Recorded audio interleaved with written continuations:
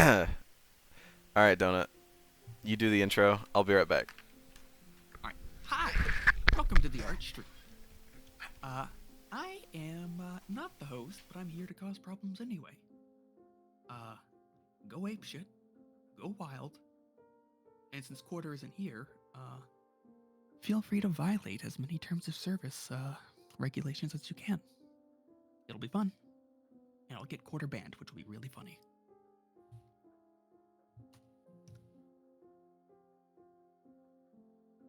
This is the part where I abscond to go take a fat piss.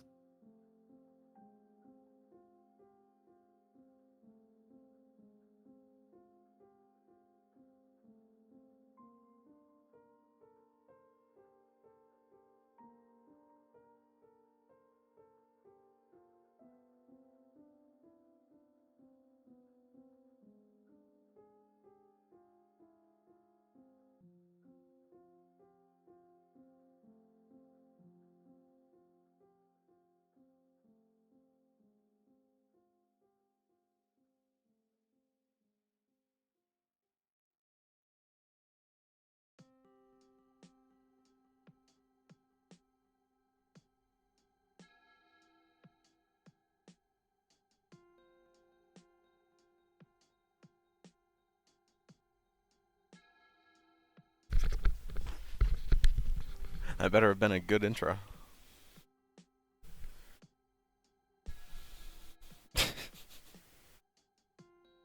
Well, I think he might have gone to the bathroom. Anyways, welcome everyone to Art Stream number 117, I I believe. encourage them to violate the terms of service. Okay, hmm. Based? I mean, fuck the system, I think, right? Yeah. Maybe. Who knows at this point? You could, you couldn't. You could fuck it in some shape or form. Balls deep in the system.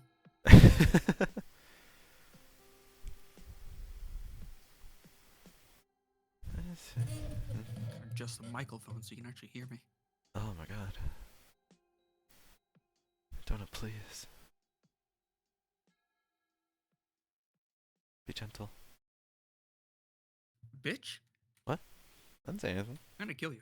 Oh really? I'm gonna break every bone in your pathetic body. Maybe I'll feel. Maybe I'll feel something.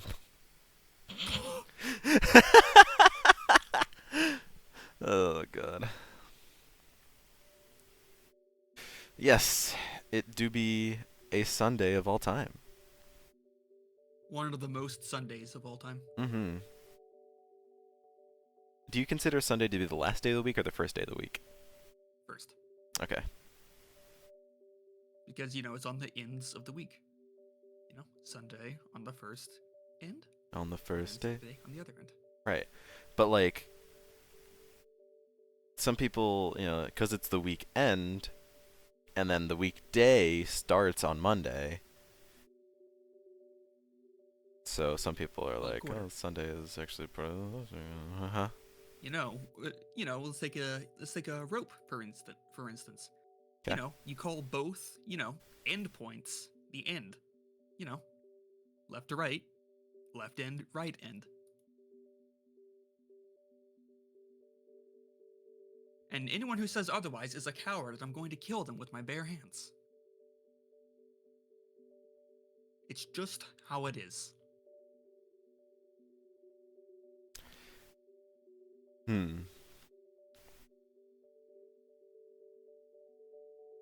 Yeah. Big brain time. Yes. I know many things. Like? For instance, the fact that since you are not running away from me, I am rapidly approaching your location. I suggest you end the stream and start running. And what if I want you?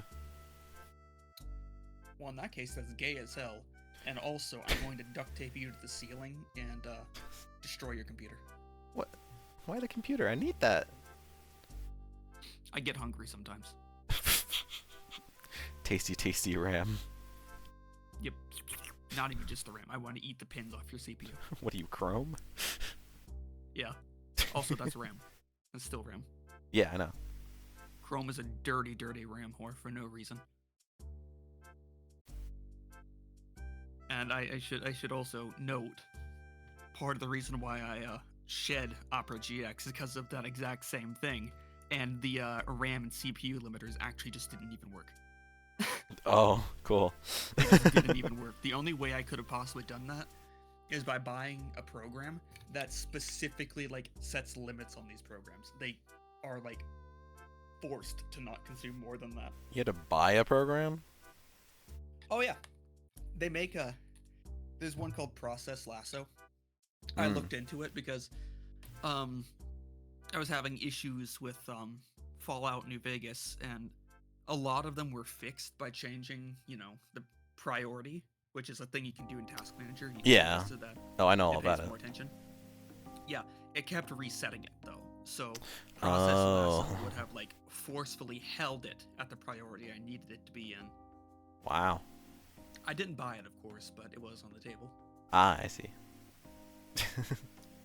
Being allowed to fuck about with your programs as you see fit is one of the many benefits of having a computer. Consoles can't do that. Mm-hmm. Cowards. Consoles are becoming more and more like PCs, though. Yep, but they're also becoming Slowly. more and more samey. Like Yeah. the difference between the last couple of generations. I know Xbox sure shit didn't upgrade really anything on the software or operating system side. All they did was just get better hardware. Yep, I can't speak for PlayStation, but I feel like it's the exact same thing. probably. A lot of people speculate that Xbox is even gonna have a console next generation. Which I wouldn't be Which surprised. would be really funny It would be. because, they just kneecapped themselves by not. Do you think anyone actually? I don't know. I feel like there's a much bigger number of people who play on the Xbox than there are people on PC who buy Xbox Game Pass. That is true. I would agree with that. It's also a lot damn cheaper to get a decent console than it is to build a whole ass computer. Like Yeah. Also I true. bought my Xbox One Series S for like $300 and it runs like a dream. The Nice. downside is the storage space, but I mean, we have external hard drives for that. Most people these days even have one. Yeah. Kinda need it. How fucking big games are nowadays.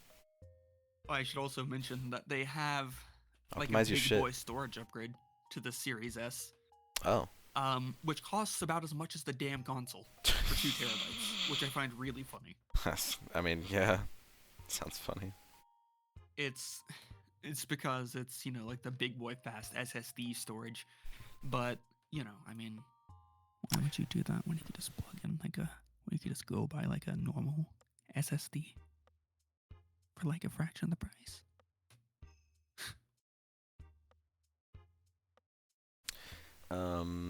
Cheap, I guess. Yeah. I do think it's kind of funny that I see fucking like 1 or 2 gigabyte SD cards at like my local GameStop. God. I mean, do you know Back in why? the olden days, that would be considered fucking golden. Why? Yeah. Well, because if you're trying to mod your Wii, anything above, I believe, 4 gigabytes on a SD card won't work. Like it straight up refuses to acknowledge the SD card. Yeah. Or like it just won't read it. That's funny. So you kind of need something that's 4 gigabytes or less on an SD card to do anything really modding wise on a Wii. I wonder if it's possible to basically take an SD card and add like a partition to it so that it's only 4 and the rest is on. Oh yeah, that could probably work actually. I didn't think about that. But then again, most people probably didn't either. That's why they still have And on top of that, those. you'd need like a damn adapter to like a USB to SD card adapter. I have like one somewhere. God knows Yeah, where it is. I sure as shit don't. you probably need that. Or just, I mean, there's partitioner like programs out there. I mean, hell, you probably don't even need the partition program. You could just do it with Windows. Actually, yeah, you're probably right. The only reason why I even mean, know what you're it's- talking about, by the way, is because I recently had to have like I recently had my brother help me install 2 terabyte on my computer. Otherwise, I Yeah, wouldn't know what the I, fuck you meant by partition. Yeah, when I got my current laptop, I upgraded the storage on it pretty substantially, but I wanted to keep the whole operating system drive and actual storage drive stuff going. But of course, because it's a laptop, there's only just like the one thing for it. Mm. So I had to split this 2 terabyte thing in like 2 parts. Good old partitioning tools, my beloved. I mean, yeah, thinking about it, it probably would work.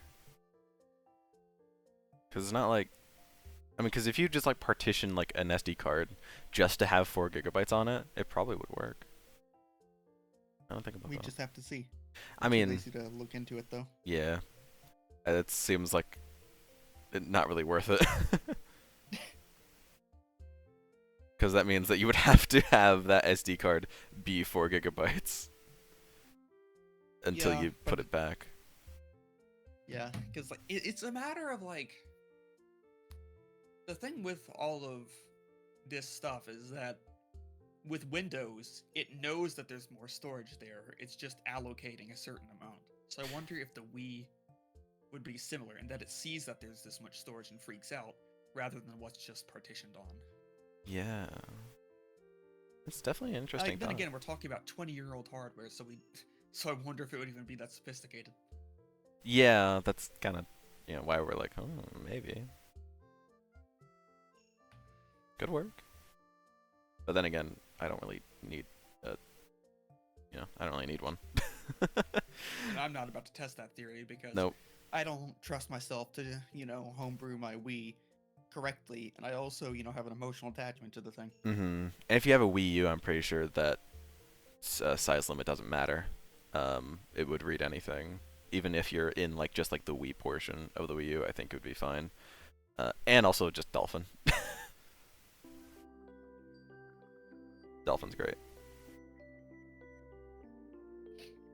Donut, I've said this before and I'll say it again. Your protogen is a nightmare to get right. have you considered just getting it right? You know what? I'm considering just like fucking making it in my own way. That sounds like fun. Go wild. Okay, hold on.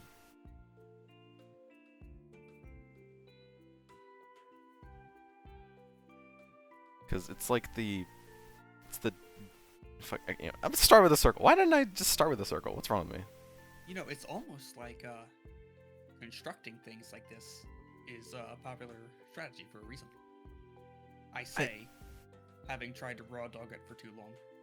I almost always start with a circle. It's just sometimes I just don't.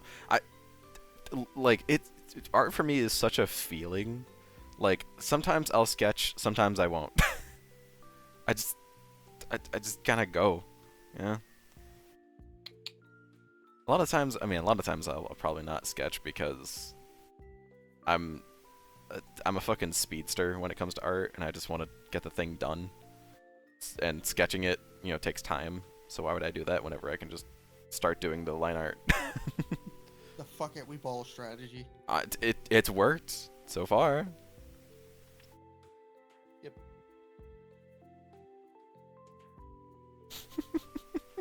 I always draw your protogens so like tired or just done with the world. I mean, yeah, that's about where I am. You know what? Accurate, yeah. I just make it everyone else's problem. If I can. Is that too much? I think that's too much. It's like I want to get the tiniest little bit of like tilt to your head, but not so much so where it looks weird, which is the harder part. Yep. And that's the painful, annoying part of art. In order to make something look good, you gotta pog through this several times or it's gonna look like shit. Absolutely true.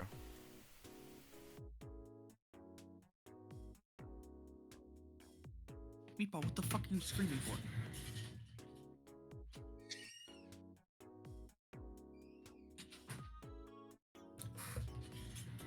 Just wanted affection, I guess.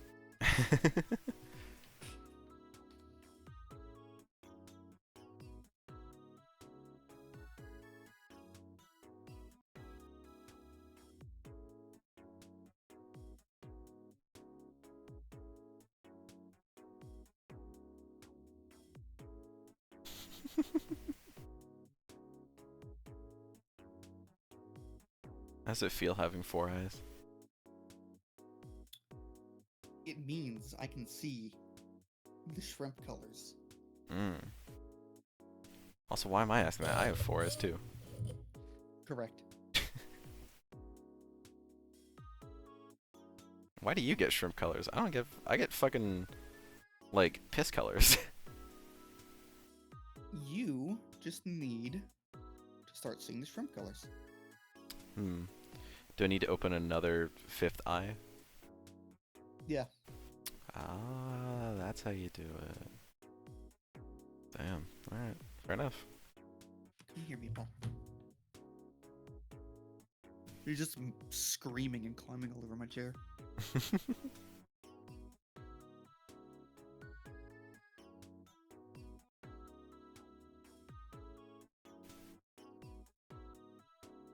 How long have you had Meatball?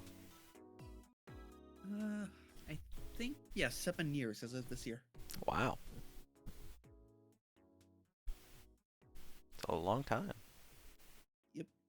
She's a little problem causer. Has she always been a problem causer? Well, she's always been a little rowdy.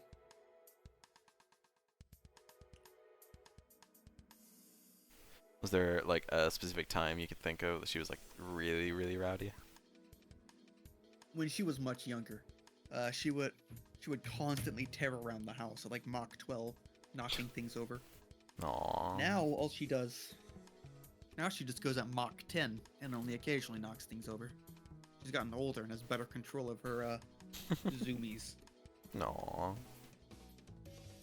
This does, however, mean, though, that sometimes I will still wake up to her getting the zoomies in my room and climbing the curtains and just going, meow, meow, and then throwing herself off the fucking curtains right on my legs. Aww. He's very stupid. Aww. Still love her though. Yep.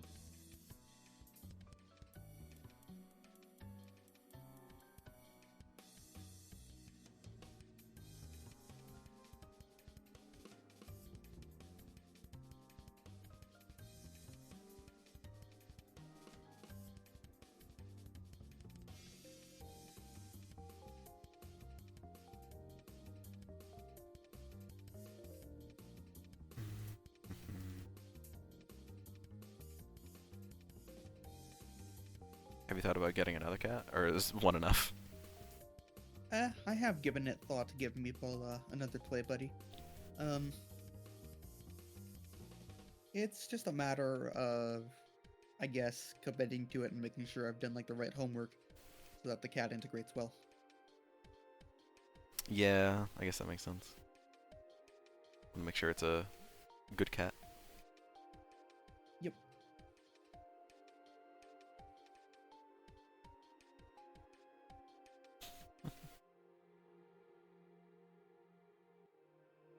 At least you, at least you'll have more thought in it than my parents did with our dog. Because we had a golden doodle, you know, like a medium-ish, between medium and small-sized dog, and then they got a fucking Great Dane. He is not even a year old, this Great Dane, and he's already twice the size of our golden doodle. He's Big just gonna, boy. he's gonna keep Also growing. got to eat a lot. Yeah, he eats a whole lot, and because he's so much bigger than our golden doodle, he just like he just basically bullies him. Like whenever we're playing like fetch or whatever, the golden doodle will catch the ball in his mouth, and then the Great Dane will like wrestle the ball out of his mouth so that he can come back to us with the ball in his mouth. It's like, oh my god. Dog behavior. Yeah. Maybe it's just how dogs Yeah. play. I'm not much of a dog person. Yeah, nor am I.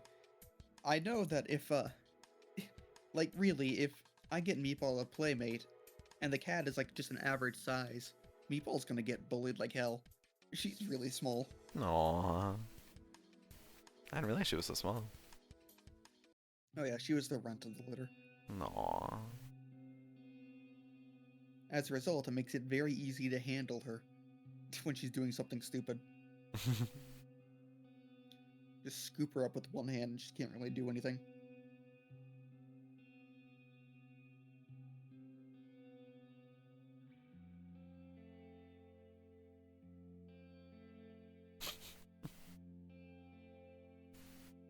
Basically a liquid. Correct. Although all cats are, so. Some probably more than Also others. correct. Yeah. Meatball, she wiggle. She wiggle. A weagle? You know, wiggle.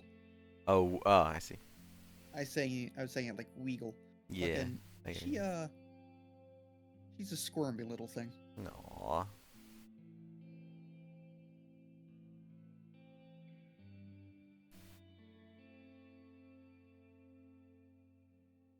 Donut, this thing on your Proto's chest, that's a Destiny thing, isn't it? No, it's just like a random little bit of greebling I put on. Ah. Give it a little bit more flavor. Yep. I understand. Keeping it too plain and it just doesn't look right. For Protogen with, with as many details, yeah, no kidding. Still probably one of the most detailed Sonas of the bunch. Correct. I tend to simplify when actually doodling, though. Yeah. I would say probably yours is the most complicated out of all of us. I don't know. I guess Goldude's close.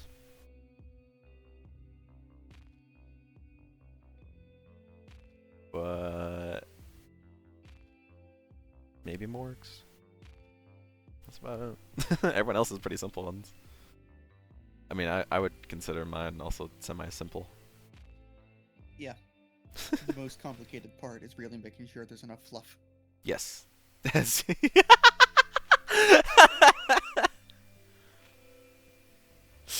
No, Donut. How would you know that?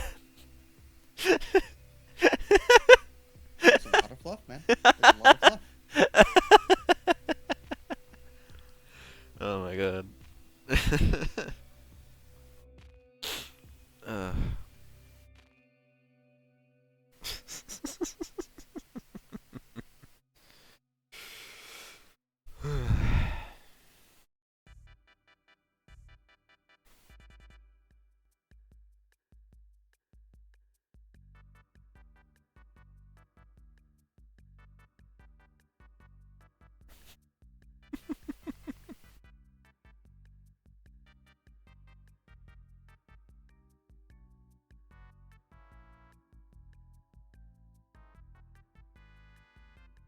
What do you think to this question?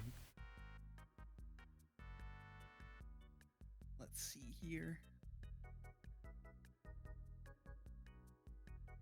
Yes. Just yes? Yeah, just yeah.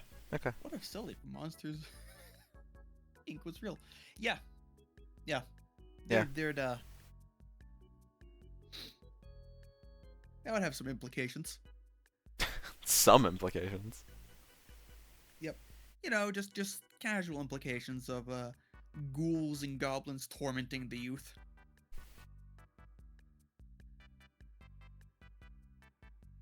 Are you saying you don't already exist? Order. Yeah. Some secrets are best left unspoken.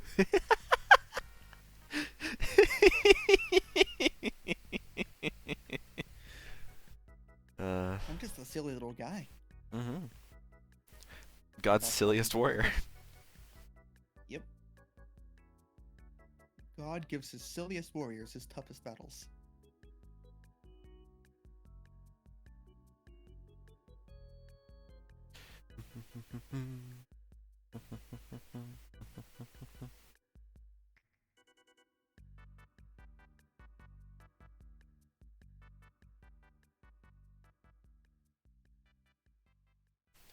Is that why you're so silly?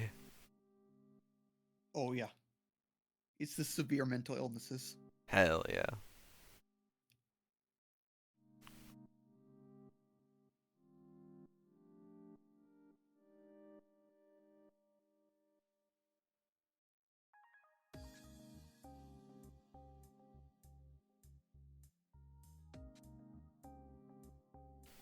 They're like superpowers, you know?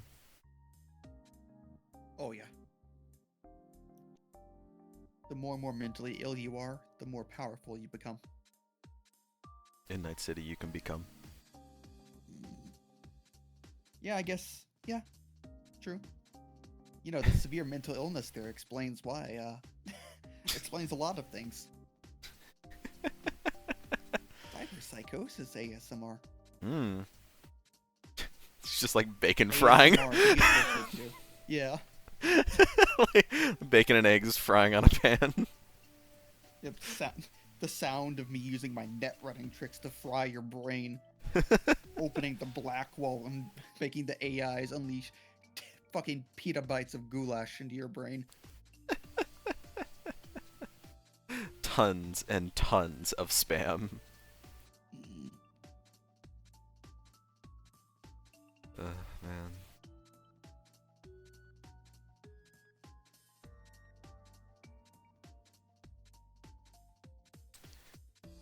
Were you hype for the game before it came out, or was that after the game came out? Honestly, I was neutral. I just heard, oh, that sounds interesting. I'll check it out sometime. Heard it was a total shit show. Then after a while, I was like, yeah, I guess I might as well give it a whirl. Because I'd seen some gameplay that looked neat. And this was like before they like made a bunch of perks like actually useful. Most Yeah. of your perks were just like really small bonuses. Yeah, I remember that. The game now is like the ultimate power fantasy. I don't think I've seen a game with like that feels quite as good as Cyberpunk. With like the like sheer level of build buffoonery. Mm-hmm. Again, me and the boys opening a portal to digital hell.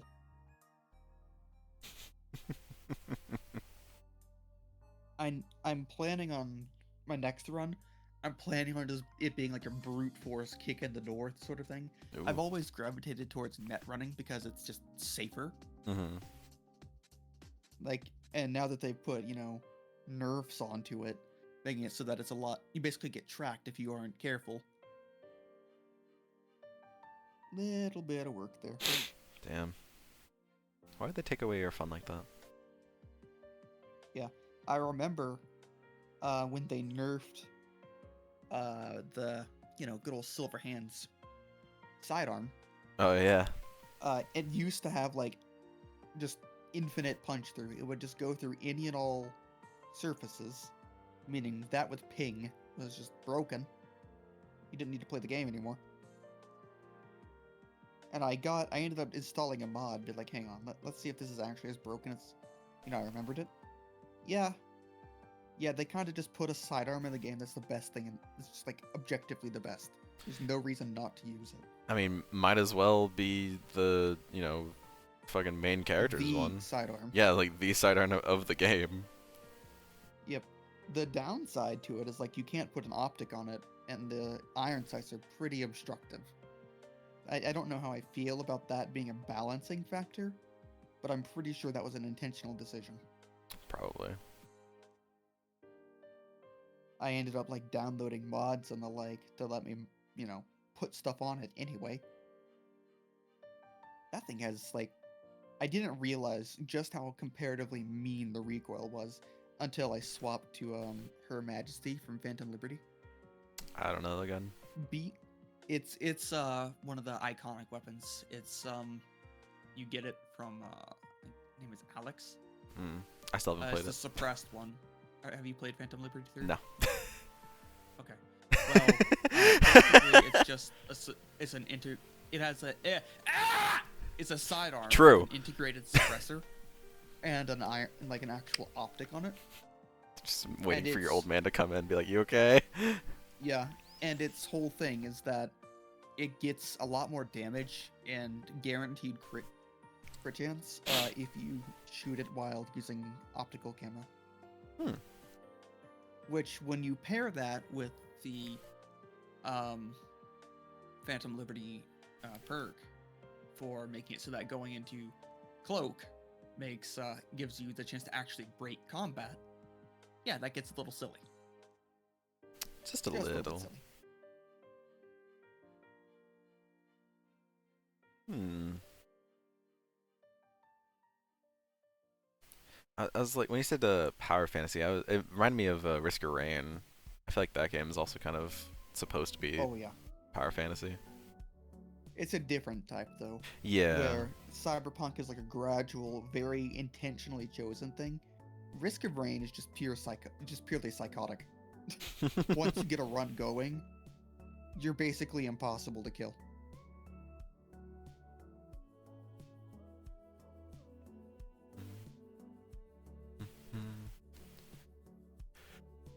I haven't played the game in a while. I feel like it kind of just fell off.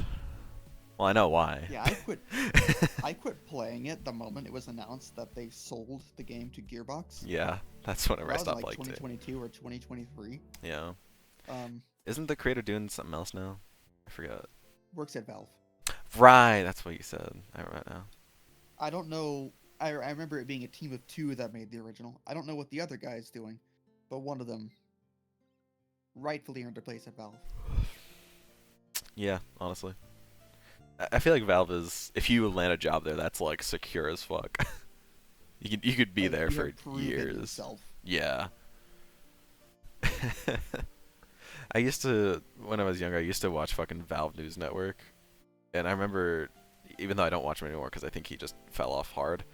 But I remember him saying, like, it was kind of a community, or like a, maybe not necessarily a cult, maybe that's going too far, but like, the people there also had a say in if you were getting hired rather than just the person that was hiring you. Like, if the higher ups there, like the people that have been there the longest, like if they didn't like you, then you weren't gonna get a job. Even if That's they had, interesting. no say in hiring you, if they, just didn't like you, they probably had the power to just not get you hired. Just, Just like, nuh-uh. yep. So, but when you're shooting that big, I guess, you gotta kind of prove yourself. You're slim enough as is. Yeah, You dude. gotta basically be God to get in. Yeah. I just feel so bad for anyone that's in the video game industry nowadays. It's just gotten Yep. worse. Like, it's not going to get better either. I It's really do, like, with stuff like Call of Duty, I've been looking into that lately to see how hard it's crashed. Either selling less, like fewer and fewer copies, while their investment is getting bigger and bigger. Pretty soon, like, they're gonna face a total collapse. yeah. A lot of big productions, like, are just not going to make it. Hello. Everyone. Yo, he's back. I got bored. Where is everyone? Where is everyone? Dead. Yeah, this Is it bored? we are doing art stream, but it's not as popular as it used to be, sadly. What do you mean? What I mean is, not as many people show up as they used to.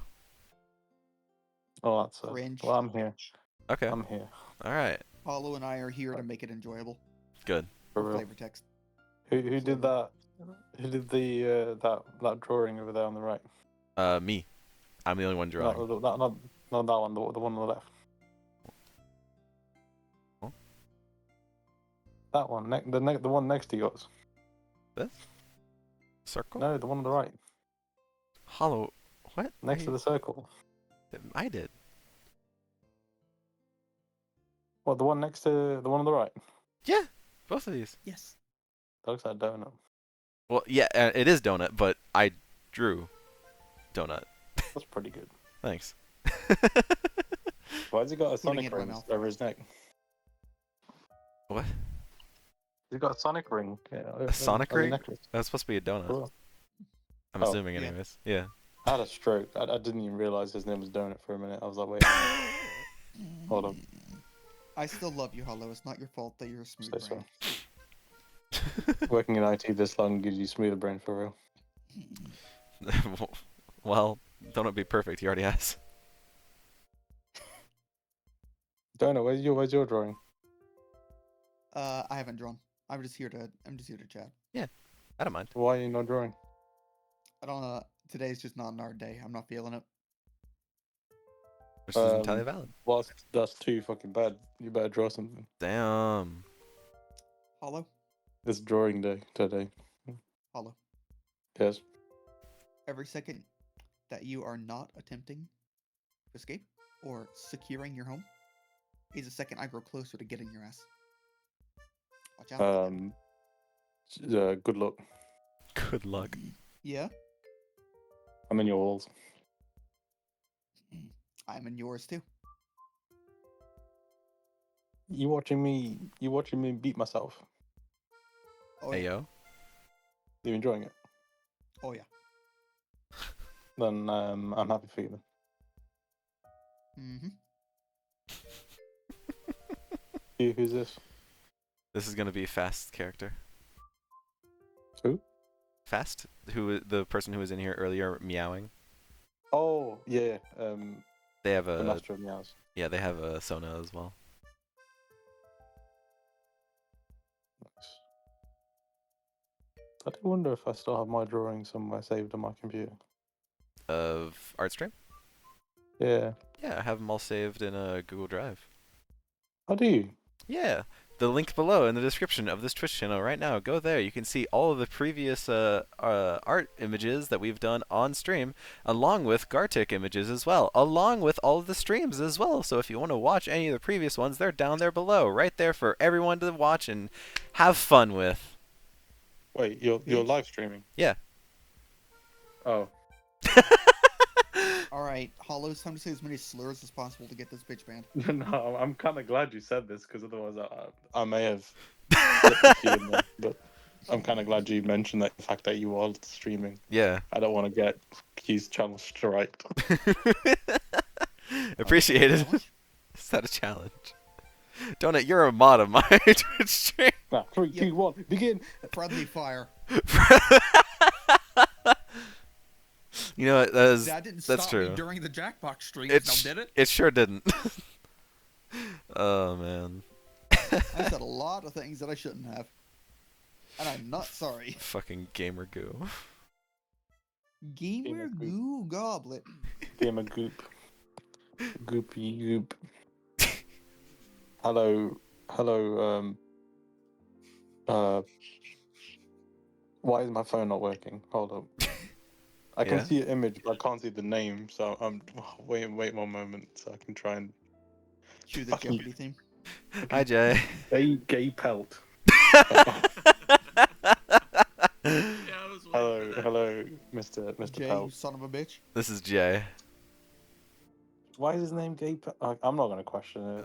I've questioned too many things already. Cause they're gay. Yeah, Shit, man, that's What's pretty. up? That's pretty cool. yeah. I bet they It's suck pretty- toes. That's pretty chill. I recognize your name. Hang on a minute, Gay Pelt. Yeah. I've seen you before. Yeah. Yes, you have. They've been on Where? art streams before. Where? Places. Why do you sound like Q? What? What? That's a new one. You said that exactly the same. Completely. Hang on a No, you minute. said what in the exact same way. You did. Yeah, It's not just that me. was- that You was on literally said purpose. that. That was Exactly the on same as purpose. Q did. I don't That think was on any. purpose. Wow. That's the first time I think anyone has compared us to Jay. Nah, it's on stream now. We can fucking go back and hear it again. Huh. Yeah, I don't know because I've been compared. Like at some point, someone said I sounded like new. But I've never gotten quarter before. Yeah, that's a new one. Yeah, that is a new one. It's just the way you said what like a minute ago, and exactly in the same tone and manner as Q just did. That was kind of scary. No, for real though, I recognize your name. We must have met at some point. Probably. Yeah, I've showed up in the streams before. That's probably Jay gets around. for real. A little bit. Something like that. Yeah, exactly. You know. Yeah, of course. Fucking, like, I feel like this is probably like the least relatable topic for me to jump into this voice chat and start discussing because literally nobody else is so fucking degenerate as to actually like Persona. And if you are, please don't admit it. Okay. But like, Putter, I like ever since Full Moon for Life fucking came up in chat. Yeah. And I said that it's probably like the best opening that any of these remakes have ever had. Like I've just been thinking about and this also came about because I was watching Joseph Anderson play. Oh, yeah. 3, and he was like kind of trolling about the original opening versus like the new one, and I'm like, you know what? He is kind of right though. The new opening is really good. Like I still like Burn My Bread. It's pretty. Yeah, you know, it's a class. It took a bit for it to grow on me. Same with Full Moon for Life, but like a bit less so. But like it just also got me thinking about the point that I've made before that literally almost none of the goddamn Persona like remake openings are anywhere near as good as their originals. Yeah. Okay? Yeah. Like Wait, you Yeah. said Persona? Yeah. yes. Is it bad that I only recently played my first Persona game? No. That's fair. Which one was it? No. Oh yeah, no. See, the thing is, I had it on the PS Vita. Was Persona it 4 3 Golden? on the Persona Vita? 3, Wait, you played- maybe. You played Portable. No, Vita. Yeah. I played one of them. I had There's- it on the Vita. I was playing it on that while I was at the hospital. Okay, I was so bored. which one was it? Persona 4 or 3? Is Persona 4 on Vita? Persona 3 you If can I play on Vita, yeah. explain a bit about it, will it make it more obvious? Yeah. Sure. I jumped into a TV. That's Okay, that's Golden then. Yeah. Yeah, you played Okay, Golden. I played Golden then. Yeah. I quite enjoyed it. I haven't finished it yet, but I spent like 20 hours so far playing it. Oh. I was like, well, this is actually quite good. Are you ready for another 60 more? I am probably going to try the other ones. Yeah. They're however, all the on newest Steam. one is quite expensive, so I might try the older ones Yeah, first. $6. Reload is pretty good if you ever get around to it though. But Golden I got for like nothing because my Vita is modded. Yeah. I'm not going to admit this There on you go. screen. However, my Vita is modded, so I've got them by other means. No, Don't don't It's worry. pretty good. Yeah. It's pretty fucking good. I enjoy it. I didn't think I would, but I like the way it's made. Like it's not like a standard turn-based game. I know it is a turn-based game, but it's not. It's hard to explain. No, Like every it's other okay. turn-based game I played, it doesn't feel the same. Like it's way more enjoyable to play than just a regular turn-based like strategy game. I feel like a lot of it helped, like the presentation of the game helps. Like a lot of Yeah, turn-based the stuff. way it like puts itself out, it's just amusing, and the story is fun. It's enjoyable. Like there's something to it. Like it just Jay. tickles me. It's just The- quite good. The laugh of knowing. But yeah, I've not finished it yet, so no spoilies because Of I course. actually do want to continue playing. Fairly Some probably understood. play the other ones. It's the same as Yakuza. Like I never played any of the Yakuza games until last year was the first Yakuza game I played, which was 0. Yeah. And this year I played Like a Dragon and Infinite Wealth. I finished both of them. I was like, holy shit, this is fucking golden. Get it? It's I got golden. it. And then and then I've actually pre-ordered the next Yakuza because I actually can't fucking wait because it's fucking pirates. So Oh same yeah. thing. Like it just tickles. There's something to those games that just makes me feel good. So I've got that one coming in like 3 weeks. But I wanna get some more Persona. They're all, at least all the major ones are on Steam. Yeah, After I might that, I'll though, have a look when they're on sale and probably pick up some because I really enjoyed Golden, but I want to finish it. So Yeah. is do that Golden first. on Steam as well? Yes. Because I might Yeah. just because it's a bigger screen. And the Vita's good because of traveling that I was doing. If That's you- the only reason I was playing it at the time. if but you I quite wanted enjoy to, it, but I wanna. there is a way. It's a little technical, but I believe in you. You can transfer your Vita save onto PC. Oh, that'd be good. Yeah, I can probably figure that out. Yep. Oh, shit. I think I gotta It's go. probably just a All standard right, save stay file. good, Donut. I'll figure it Love you. Bye-bye. You were saying, Jay, for the openings.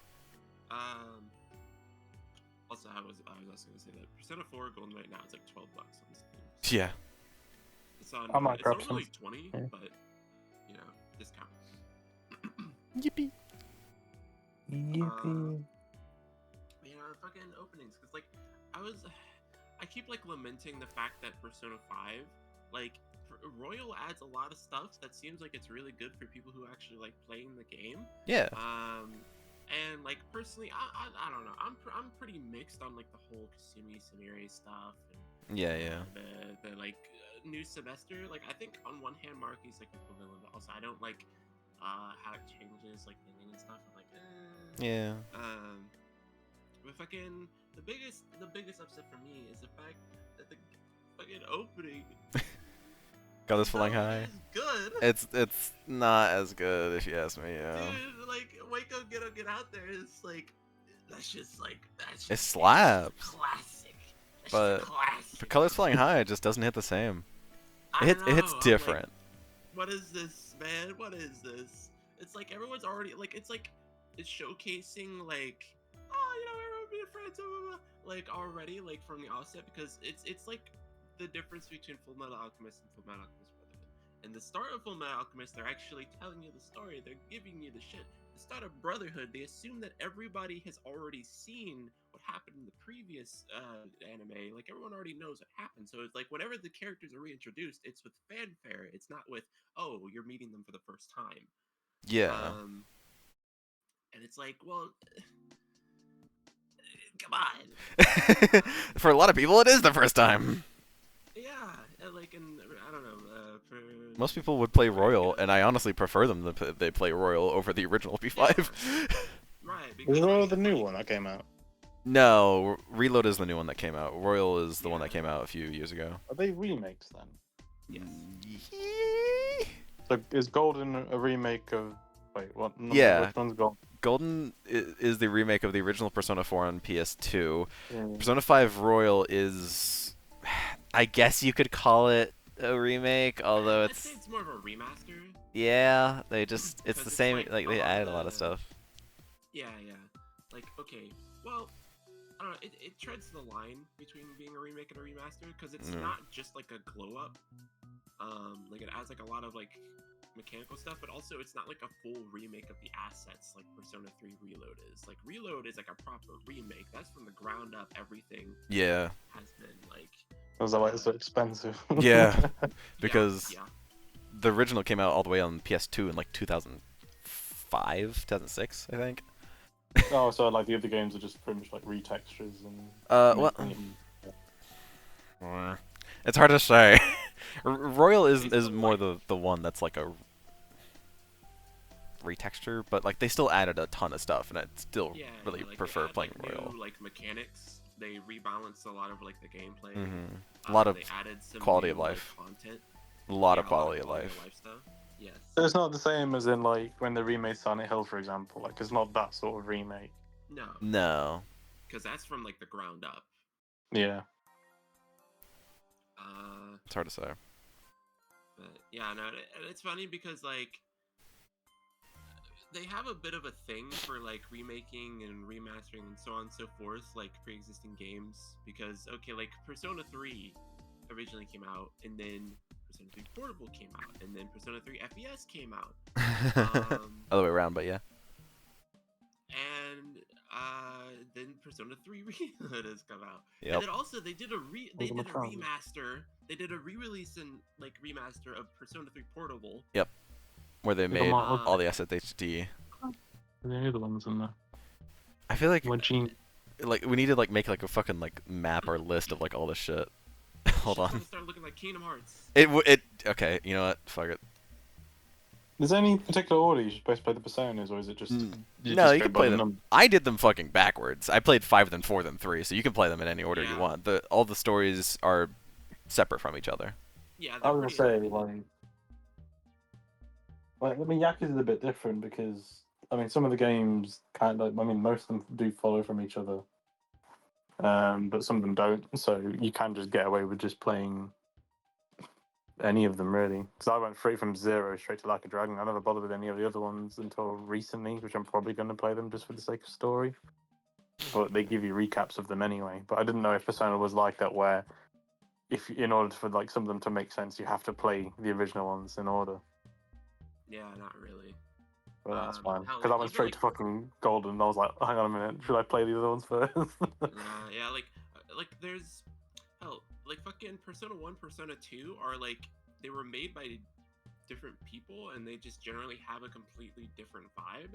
And most people who have played modern Persona games have still never played Persona 1 or 2. Same, And you don't have me. to.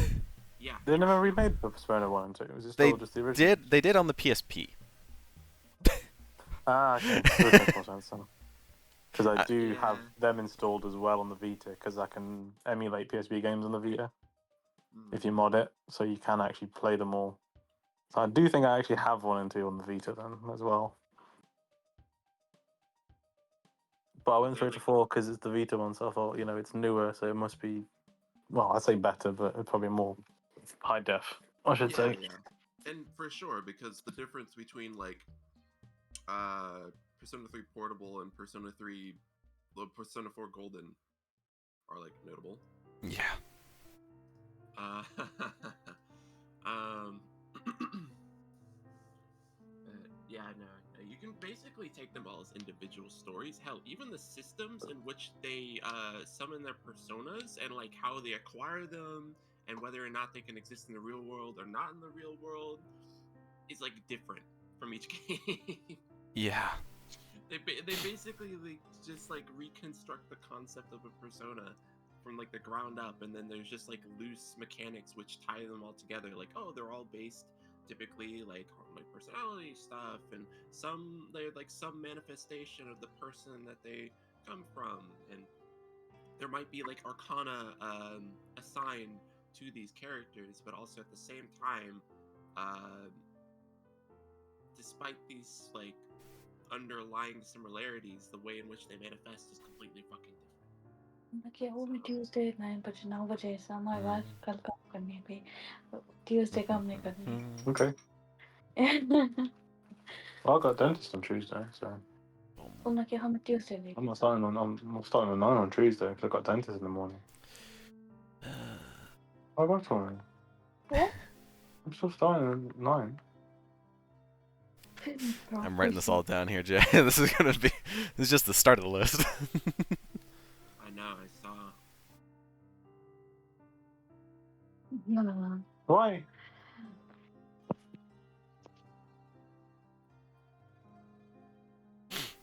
Then we have fucking Persona 3. Also, Pursuing My True Self is like objectively better than the Golden opening. I don't know. Oh, absolutely. I absolutely Holy prefer. There's a lot of reasons why I kind of prefer the original 4 over Golden. I still have yet to beat Golden. But I've beaten the original twice. So are the gameplay editions of Golden not entirely worth the vibe change? No, I would say that they are. I think I'm just stubborn, personally. Why not? I think what turns Golden off a little bit for me is the vibes of Golden over the original Persona 4. They made Golden so happy, so happy. It's just like Persona 4 was kind of happier-ish too, but it was still a little more grounded. It didn't have all the additional stuff that Golden added, so it made it still feel grounded. But I think gameplay-wise, mechanic-wise, Golden is absolutely way better. There's some stuff, like, I went back to try and play the original P4 a little bit, and I'm like, oh, right, that wasn't in this version. Oh, right, that was... Okay, so, like, as far as, like, vibe, is it just, like, aesthetics? Because I know, like, some things got lost in translation. Like, say, like, the fog, is different, like, or is it also like from a writing perspective, like is like the characters or like the story arcs kind of adjusted and it's like happier? Mm, Alright, lads, I'm gonna head off. I'll speak to okay. you guys tomorrow. See you lads. later. Hello. Catch you See later. you. The additional stuff that they added, I think, definitely makes it a lot more happy. I mean, depending on who you ask, it's a good thing, it's a bad thing. Right. It's all subject, but I think if there is one to play, it's probably still Golden. I definitely do Yeah, right. recommend it. It's just I haven't yet because I don't know. I played through the original. Maybe it's also just because I played through the original P4 first and not Golden first, that I just kind of like it more. But oh well. I can do that. Yeah. I mean, I think like to some extent, despite not having like a lot of attachment to Persona 3 in particular, there are some like vibes, some differences in like the original release that I kind of miss in Reload. Mm. Like it's kind of got an edge that like the modern releases just don't. And then like say like the answer has fucking the pro tag like withering away, like the whole like fucking like Yeah. flesh Yeah. thing, which is pretty fucking intense. But then it's not in the remake, Nope. Sure isn't. and it's like damn, like that's part of the sauce, man. It Like, is. the trauma is part of the sauce. And like just the general like I think it also like Persona 3 when you first encounter it, it's like immediately kind of evocative because you have this opening of people pointing guns to their heads, which Yeah. you know, maybe by now we're like fairly used to that concept in Persona because we have already seen and been exposed to Persona 3 a lot. But you have to put in perspective that anybody who's seeing this shit for the first time is like, whoa, Yeah. pointing their fucking guns at their heads. What the hell is going on? Yeah. It's And like, you know, at the time, it was definitely different. yeah. And like, I feel as if like Persona, like the remake is also still kind of operating on like the sense that you have some idea of what's going on already. Yeah. And it puts it makes it a little less unsettling.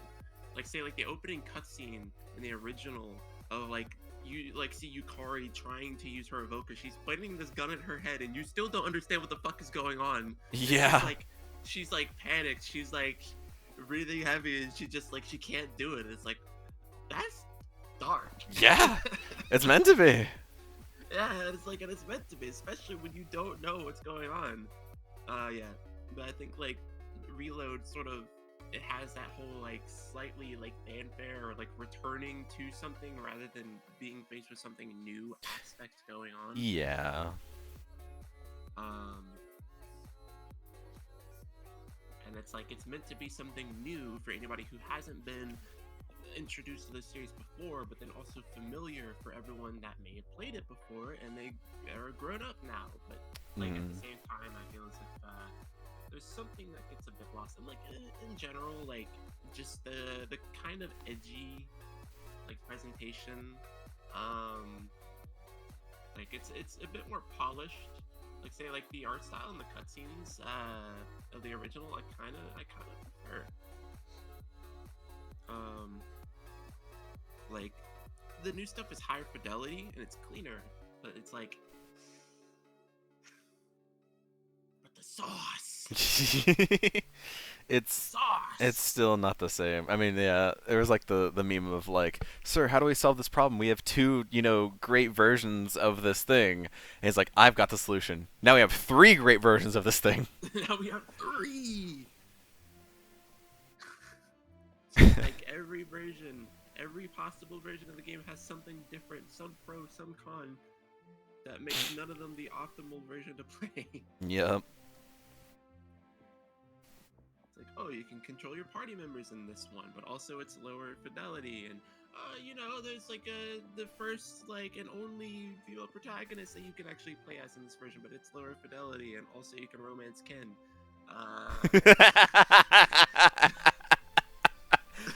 Also, you can roleplay as a pedophile. Yeah. Hell yeah. Like, dude, fucking, it's either like, as a dude, you can either romance teachers, fucking Cougar Simulator, or as a fucking girl, you can romance the goddamn 10-year-old. Hell yeah. Pedophile Simulator. It really, to me, it kind of highlights the differences in how they handle. No, actually, I was talking about this with Annie. The difference between the social links with any of the older women in literally any of the Persona games versus like the older dudes like Mutatsu, or like Tanaka. Like they're just like guys that you go to and they're kind of assholes. And then like Mutatsu has like his whole arc of like, you know, reuniting with his family, and he's like kind of a dick, but he's got a good heart. Tanaka's literally like the devil, but that's okay. But then like fucking any of the social links with any of the older women is like, hey, you trying to get some pussy? Yeah, it's not a good look. No, and like fucking even like Persona 4 has like Sayako, and then like suddenly her like storyline like transitions in the middle to something else.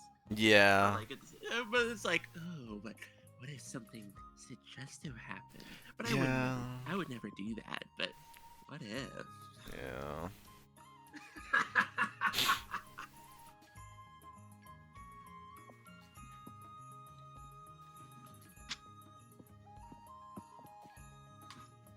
It's just like, man, Persona.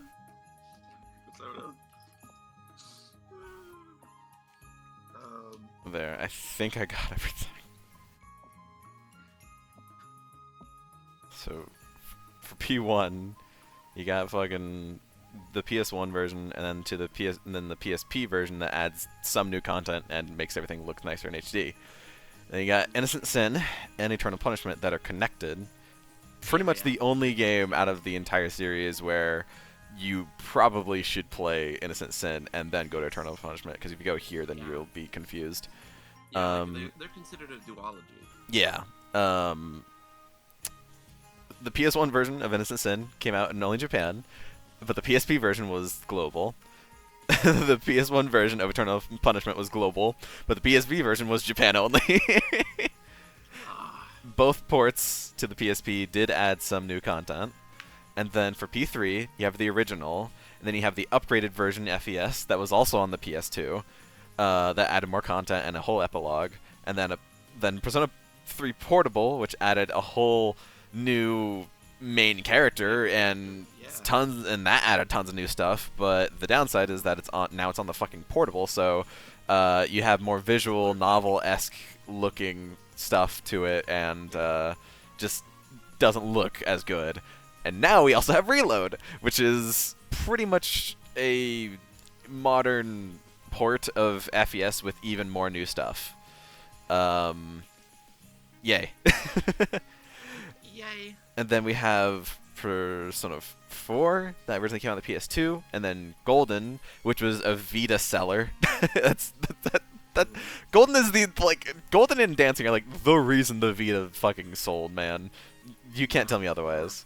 It got more content and tweaks, and then it was ported to modern consoles, which the only thing they really added for those was just like more modern options of like how the game looks. And I think they added like one new option where you can view past social links.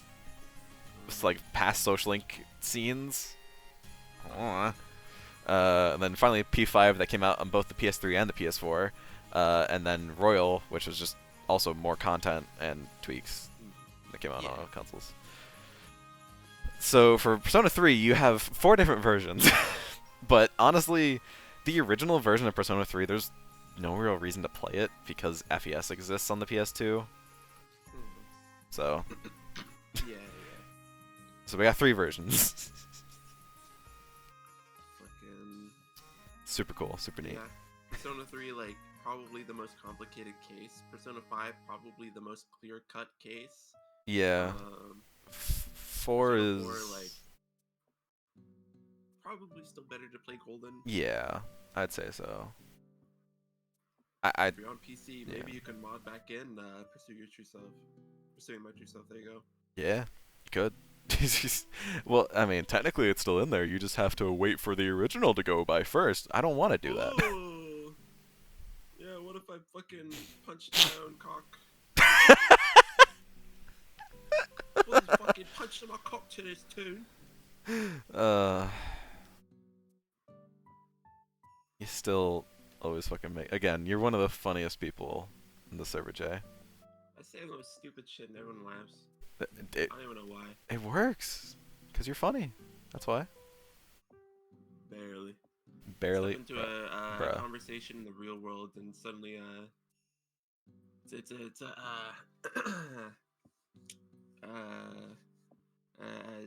hint of reality, a flash of reality. Like, oh yeah, not everyone is fucking like this. Like the people in here, man.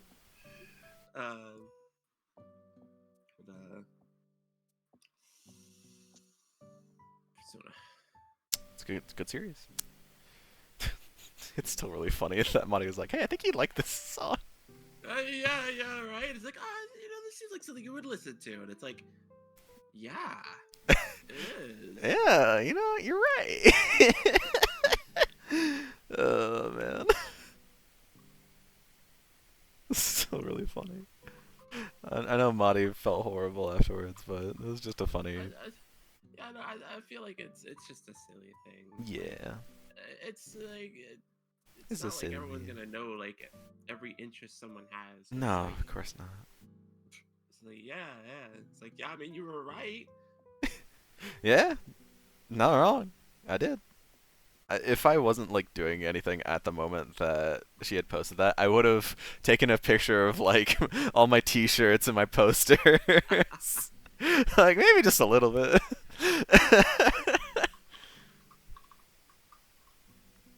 I was like playing Helldivers, I think, at the time. My high school friend group has gotten back into playing it, and I'm like, yeah, Helldivers pretty good. Kind of goated. I even, because I got, I was just like testing my capture card with like all the different consoles I have, so I booted up my PS3 again, and then I was just like, oh wait, Helldivers, the original is on PS3, isn't it? No way. Yeah, so I tried that out for a little bit, and I'm like, oh, man, this is not as much fun without people to play with. Yeah. Oh well. Many such cases. Yeah, really, it's always more fun to play with people. Even whenever, like, I just remember tons of time when I would bother my brothers, be like, hey, can you play this game with me? And it's a game that they, like, hate, but I love. So, like, maybe next time. Nah, I'm definitely the kind of person that would, I still do nowadays. I'm just like, hey, do you want to play this game? Please? Yeah. Yeah. And I guess personally, I've gotten a little more used to doing things on my own as far as like playing games. Yeah. This is like a lot of the games I play nowadays are strictly like single player. Yeah. Like I play definitely. a lot of roguelites and stuff. Yeah, there's just been so many more single player only games nowadays than back then. Back then, I mean, it was like, oh my god, this game has, this game has to have multiplayer, that was like just what console games did, but like nowadays it doesn't have to. Yeah, which I mean, kind of nice. Yeah. Like to not need friends to enjoy something every time. And there's a lot of really good like indies that have come out, that aren't like multiplayer. But I really enjoy like fucking. I really liked Balatro. I was playing a game called Sulfur, but honestly I think that game was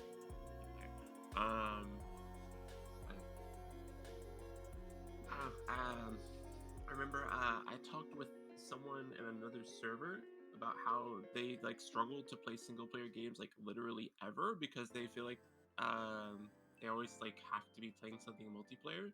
Like, oh, it's just not as interesting if there's not other people. And it doesn't even always have to be other people playing with them, but like just like multiplayer in general, like they're playing a game like Overwatch 2.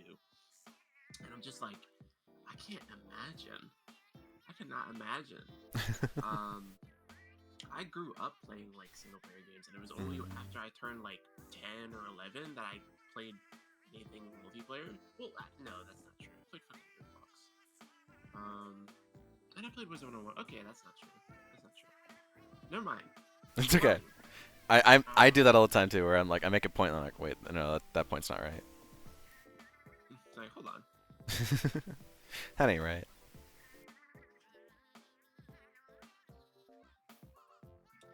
It's okay, it's part of the tism. Little bit. Yeah, no, if anything, while I understand it, I find it a little sad because like, there's so many good games out there that like you're not playing with someone else, but they're well made. They're good experiences. Like if anything, I've gravitated away from multiplayer stuff because most of the time it can't be as focused of an experience as a single player game. Because typically those are inherently kind of like, how do you make a multiplayer game where you're accounting for the actions of two people? Any degree you're serious. I mean, most of the time people are just fucking goofing off. Yeah, I remember, because I'm insane about Saints Row.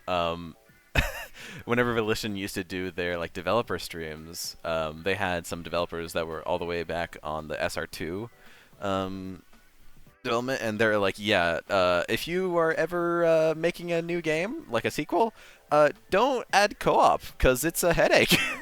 It is an absolute nightmare having two people run around this city at the same time. Mm-hmm. Oh yeah, I reckon so. For them, for multiple reasons, because like a lot of like optimizations that you might make with a single player, you can't do. Like say you can't unload most of the map. Yeah. That, you know, other like one player might not be in because there's a chance that another player that's like a different player in the lobby is also in another part of the map. Mm-hmm. And suddenly you're having to do simulations and keep track of information of the input of two players who might be in completely different parts of the world. Which I cannot. It's a lot. It has to be a super fucking like a huge headache for optimization. Mm-hmm. And not only that, but you have to do that over an internet connection. Mm-hmm. Which, speaking of, hey, Xenia has online now. Ooh. So you can finally play fucking Saints Row 2 without crashing every 5 minutes. Well, Where's the lie? so it took this long. Yeah. So there's been some progression in emulation lately. Like Bloodborne was finally becoming playable. Yeah, on RPCS4.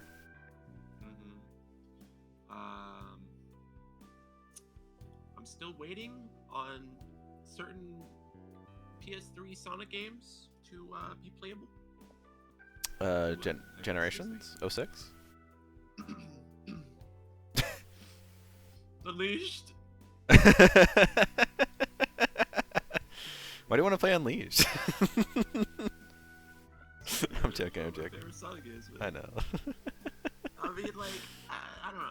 It's entirely possible that, like, when I actually get the opportunity to play it myself again, like all these years later, I'll like find a bunch of flaws. I'll be like, actually, this game fucking sucks. But like, I kind of just want to re-experience it because That's fair. I've had this like this sense of it in my mind since I have not gone back to it since I was like a child. Since I was like prepubescent. So it's like, you know, I went back and I replayed Sly Cooper, and because like that was on PS2 and like possible to emulate. It took a while for it to happen because, well, okay. So I played Sly 2, Sly 3 when I was really young, when I was like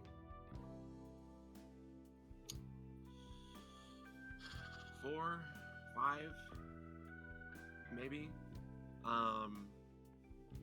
Like 3, 4, 5, something like that. And then I replayed them again on the PS3 in like 2010, 2011, 2012. And then I went back to them again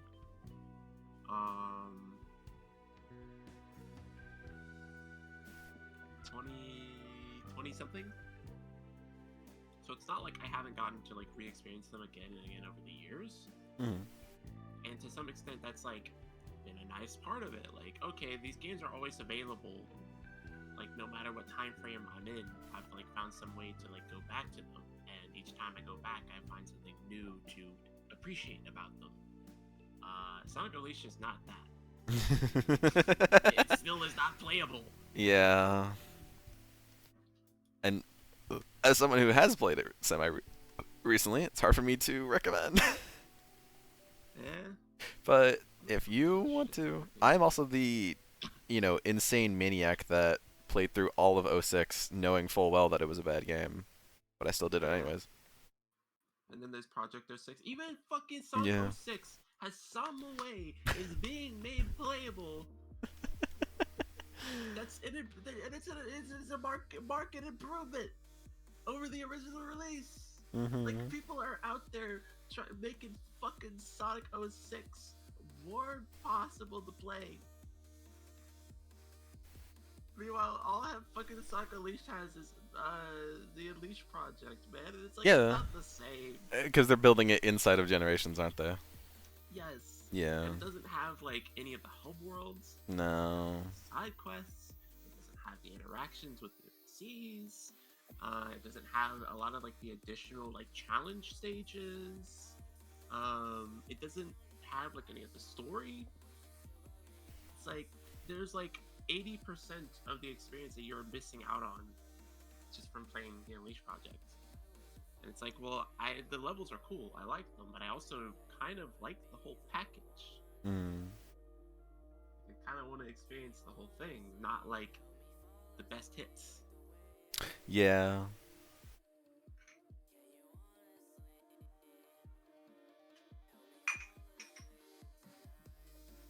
And like, I feel like it's much more possible to make a to form an opinion or reassess an opinion when you play the original game versus like, all right, let's play the Unleashed project.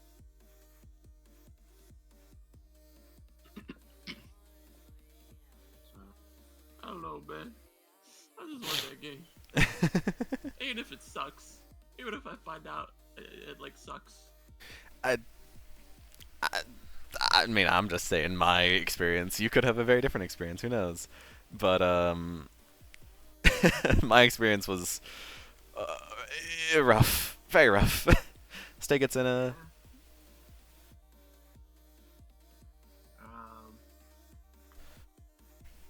I don't know, man. Having the sun and moon medals, having to collect them. I mean, I get it, because back in the original Sonics, you had to collect the Chaos Emeralds to get the good ending. But like, motherfucker, we aren't in the original anymore. Let me fucking beat the game. The idea is like there's sort of an incentive to actually like explore stages. It's like, oh, you get this collectible that is valuable to the progression of the game, when otherwise there might not be any reason to like go around collecting things besides, oh, you can get some booklets, you can get some like music, shit like that. I think the trouble is, you just need so many of them. Like, they make the gate for Atabat so brutal.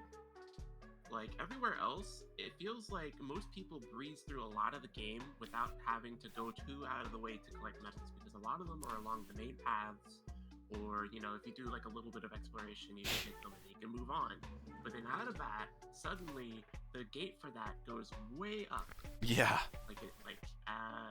That seems to be like a consistent phenomenon where people get to Atabat and suddenly they have to go back to stages because they don't have enough medals. Mm-hmm. Specifically that gate. Mm-hmm. I remember it. Ends up causing issues. Yep.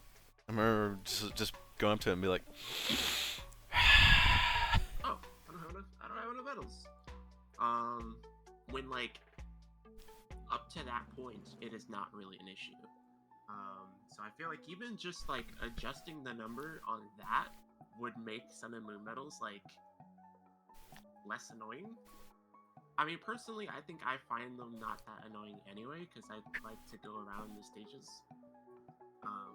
Personally, I just enjoy doing.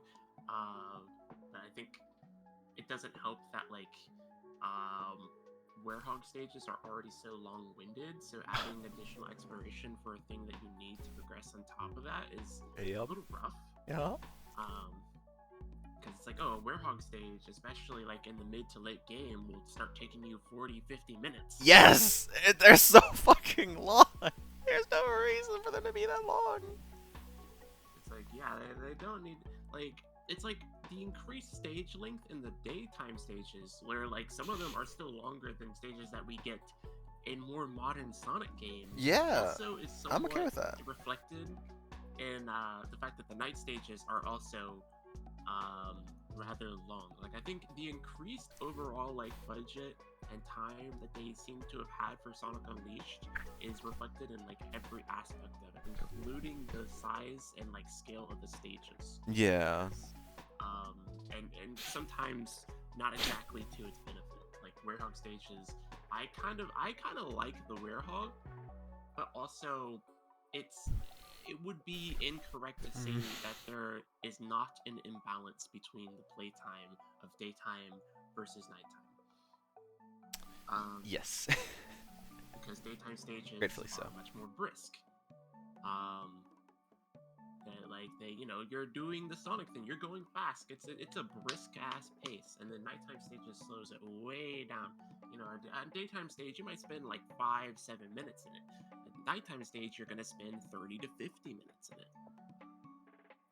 And that like imbalance, especially if you're coming to a Sonic game for Sonic, is it's a little rough. Very. It's a little rough. So even as someone who likes the Werehog, it's like, well,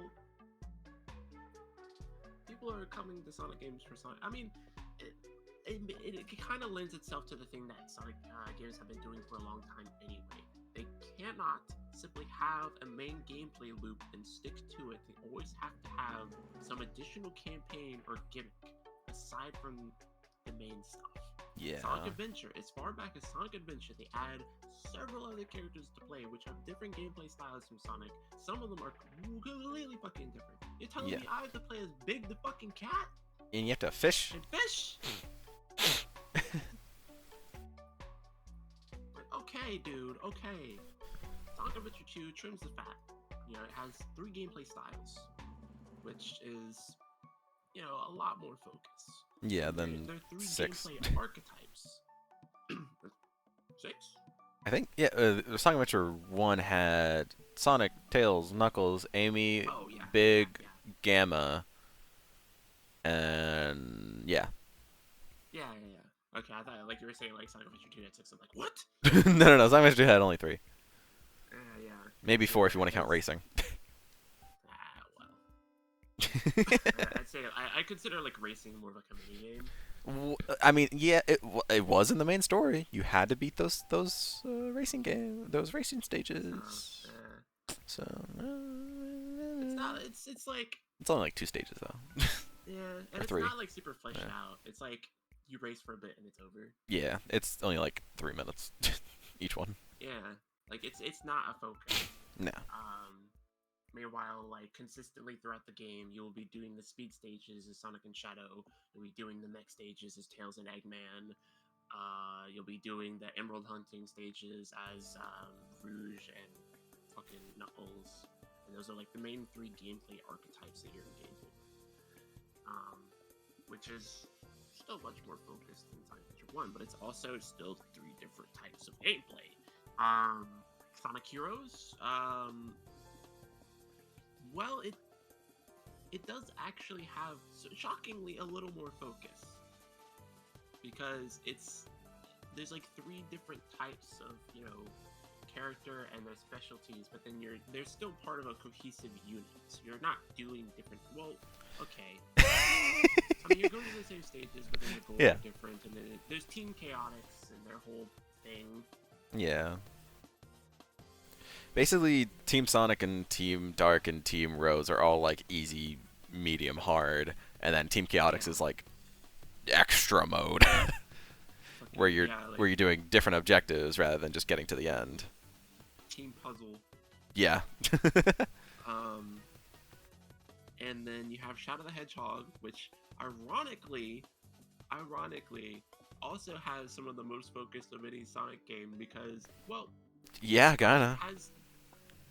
it has the main running around, homing attack, platforming, and then it has vehicles and it has guns. Yeah. But those are still sort of auxiliary to running around platforming. And then you have Sonic 06, which has 3 different campaigns, and across those campaigns you'll play several different characters. So again, it's not enough to have one gameplay style and stick to it. Yeah. But admittedly, I actually find Sonic 06's gameplay differences kind of novel. That's a take. I don't know what it is. But To be fair, mean, any Shadow- defense of 06 is a take. yeah. I mean, but I don't know. I kind of enjoy Shadow. Like Shadow in 06? Yeah. Yeah. I mean, I see it. Like, the thing with him is that he has more combat-centric mechanics that I guess to my little kid brain felt really cool. It's Mhm. whoa, dude, you can go into this mode and all your attacks are souped up and he's flashing fucking red and oh, it's cool. Shadow was probably my most favorite to play just because he felt cool. Yeah, I mean, Shadow is cool incarnate, pretty much. Yeah, and it and I guess, Even more than Sonic. It also, yeah. Just a different kind of cool, and I think it helps that honestly Shadow in 06 is shockingly well written. Yeah, kind of is. He has his own objectives and he has his side plot to the main stuff, and he directly comes into contact with Silver, and unlike Sonic, there's not immediate antagonism set up. Mm. And then he's sort of helping shine a light on everything that happens and sort of broaden Silver's perspective. And he also roundhouse kicks him in the head. the important parts. Yeah, which is funny as fuck. It is pretty funny. So I don't know, the fact that he's kind of his own agent, even though he's working with Gunn, Yeah. I think is something that makes him interesting. He's got because he pizzazz. He does, and I feel he's less tethered by the main plot. Yeah, he's not in it a whole lot. Yeah, he sort of plays his role, but which is weird because he's one of the main playable characters. Yes, but no, he, as far as the main events of the story, he doesn't have much skin in the game. He doesn't care about a lot of the stuff that's going on. He just sort of gets dragged into it. Mephiles happens, and he's fuck this guy. Exactly that. And then he meets Silver, and then he roundhouse kicks him. Yep. Rightfully so, anyways. And then they find out about the inciting incident with Iblis, and also why fucking Elise can't cry. Yeah. Which is also more information than Sonic ever actually discovers. Yeah. Kind of is. It's totally Shadow's funny. The one gathering intelligence. Yeah. He's the intelligence gatherer while Silver and Sonic just kind of fuck off and have fun. Yeah. He tackles the plot in a different way, and it's distinctly more interesting because he's a little more intentional about it.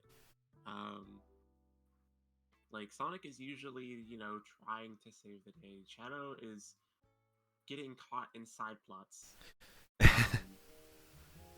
Where like it's partly him just like being faced with inconvenience or getting dragged into the plot, and it's partly him intentionally making the plot happen. Yeah. And like you have Shadow Generations, which came out, and it's like it's like an infinitely more interesting story than anything going on in Base Generation. It is. It really is. And it's too short, man. It's too short. I wanted more of it. Short. And then like you go back to regular Generation, and it's like, huh, yeah. Yeah. Like Shadow is seeing manifestations of the people he cared about that died, and he's trying like desperately to like find some way to save them.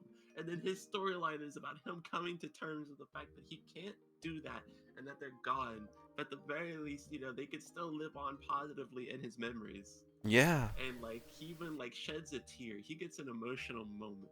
Good. Deserves it. Yes, and it's deserved, and it's just a good side plot, and like he's partly like dragged into it, but also partly again making things happen. And it's just like, wow, what a character that has way more freedom than Sonic to actually do anything. Yeah. I mean, Sonic does kind of have to play the hero, Yeah.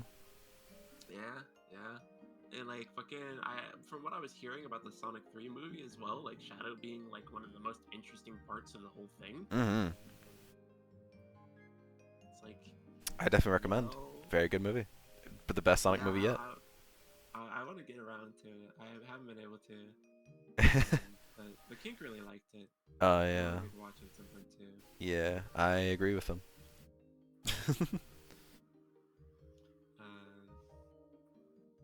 So Shadow kind of having his moment in the spotlight right now. I mean, yeah, that was like the entirety of 2024 is they tried to have the year of Shadow. Yeah, and and tell you what, it was the year of Shadow. They did good. They hit the mark. Which Sonic Team is not known for doing, or Sega is not known for doing. Yeah, just Sega in general, not really known for doing. But I'm glad they did. Yeah.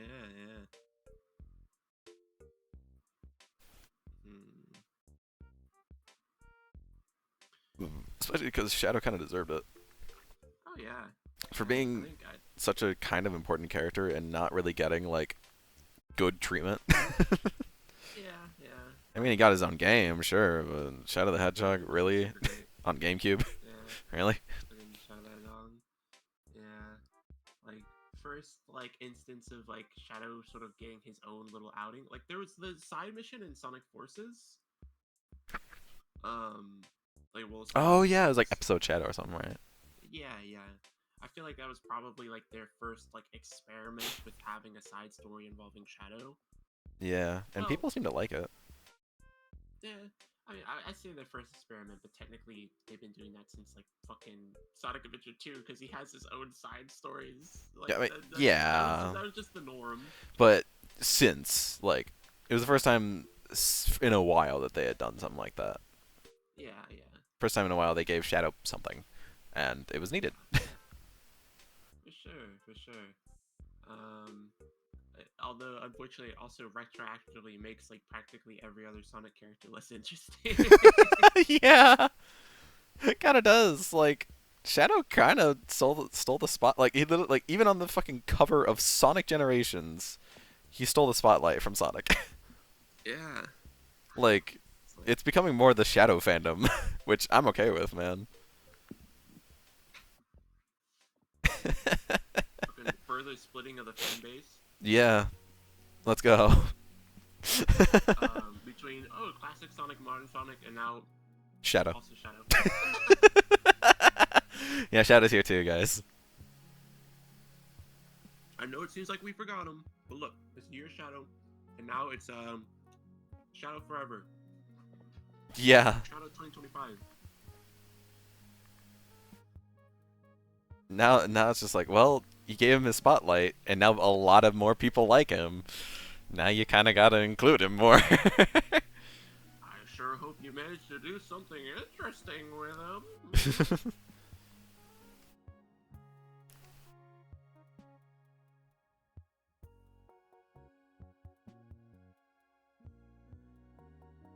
I mean, I think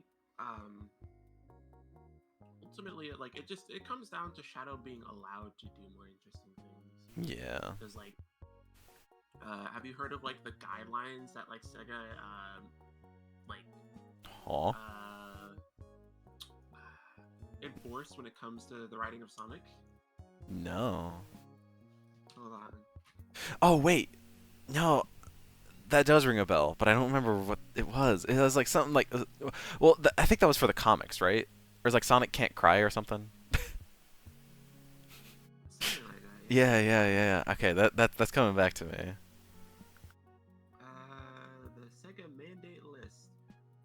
No game characters cannot have relatives unless they're established in game canon. Game characters cannot be killed off. Sonic can't cry. Yep. Anything related to Mobius, such as referring to the animals as Mobians, can't happen. Yep. Hero must always win in the end. Yep. I remember that now. No characters that aren't humans can't wear pants. Well. Okay, I didn't know that one. Classic era characters such as Mighty Ray, the Hooligans, and Tails doll cannot appear in modern era materials, since as of Sonic Forces, the classic and modern franchises are now sub-franchises. Oh, cool. That's a fun one. Thanks, Sega.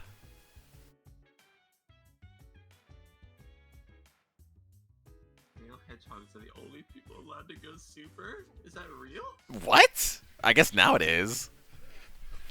Hello? So only Sonic, Shadow, and Silver. Sorry, If you're a girl, Tail- you can't go super. if you're a female hedgehog. Sorry, Amy. If she even is a hedgehog. Sorry, Tails and Knuckles that went super during Sonic Heroes. Can't do it anymore.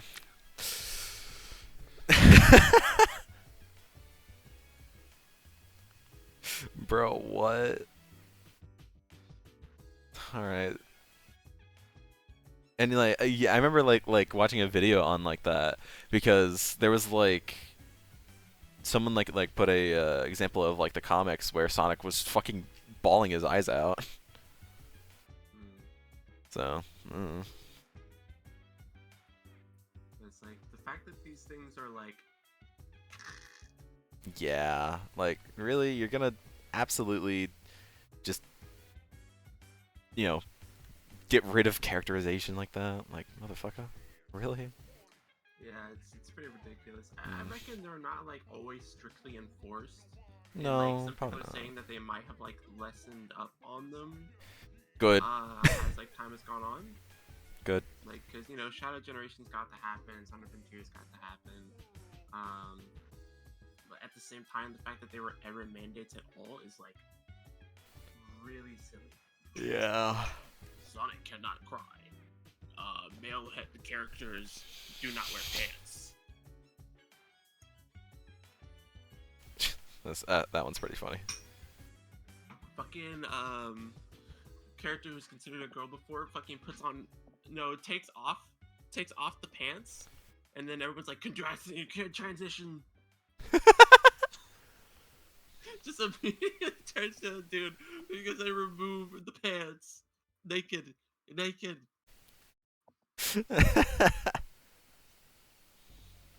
That's pretty fucking funny. It's like, whoa. Bald. Fucking only male characters can go super. Like, why Like, can't what are you talking about? why can't Amy and Tails and Knuckles have gone super before? Why now can they just not? Well, they would technically fall under this jurisdiction because it's. Well, you said male hedgehogs. Did I? Yeah. Stinky. Was that a mistake on your end, or was that actually written? Male hedgehogs. Yeah. Yeah. Yeah. Really? So that means only Sonic, Shadow, Silver, or Mephiles. Mephiles? Mephiles. What's another male hedgehog in the series? Fucking what's green guy's name from the comics? I don't even know. I don't remember either. I have not read the comics, so. It's something. I don't remember. So him, whatever his name is. Didn't Sonic have like a brother? Who knows? Probably in one of the shows. Is that everyone? Does Metal Sonic count?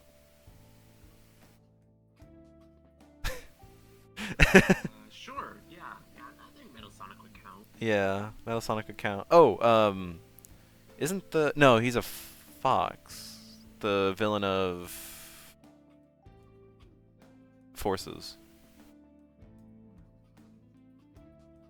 Infinite, that's his name. Is he a hedgehog or a fox? Infinite. I don't know. Okay, I hadn't played Forces, so. No, I haven't either. Why would you? Yeah, exactly. Why would I? I mean, Like, I have access to I it, don't. but I don't wanna. Like, I have like See, Steam I Family don't- Sharing. I don't make it a practice to like watch or play things that I know I'm probably not going to enjoy. Like, I don't know if like at the very least maybe I could play this thing. I could give it a fair shake and see if it's really as bad as everyone says. But also it's like if I'm going into it and I'm having to leverage my expectations, like I'm going into it and thinking, yeah, you know, it's probably gonna be bad, and then it's like I'm already kind of like. Those expectations might bring the experience down to begin with because Yeah. like I'm explicitly having to tell myself, oh well, like all these caveats. Yeah. Like and from what I've witnessed, it's like I don't like it, and if I don't like it, I don't play it. I mean, yeah, makes sense. You would think so, but a lot of people play games that don't like, or they watch stuff they know that they're not going to like, or they know they're going to criticize, but they just kind of do it anyway. So, Yep. not that I don't respect giving something a fair shake, but a lot of the time it's not about giving it a fair shake, it's about hate watching. Yeah.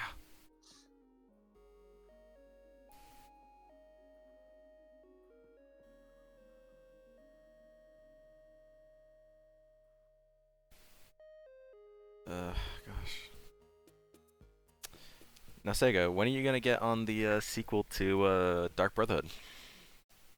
Come on. It ended in a cliffhanger. I forgot that game even existed. Yeah. Nah, I fucking have it. I bought it. I played it all the way through. I did. I don't know why I did, but I did. My condolences.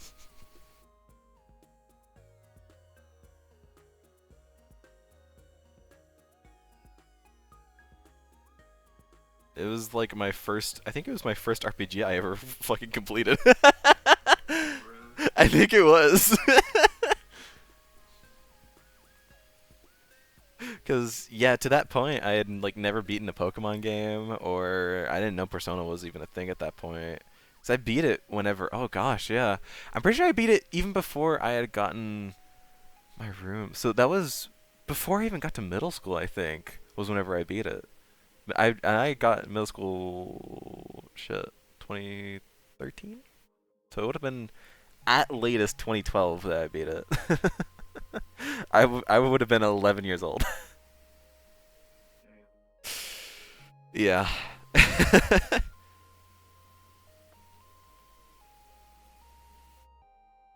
Yep, it was my first ever RPG I beat, and it ended on a fucking cliffhanger. Fuck you, Sega. Fuck you, BioWare. Which is still insane. Fucking BioWare made that game. Yeah. Bro. Do you think they're proud they made Sonic and the Dark Brotherhood on Nintendo DS? Surely. Surely.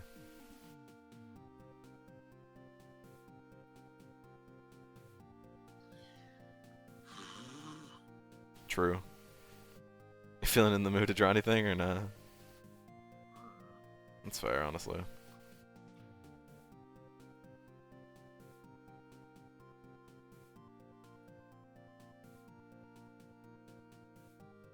It's okay if not.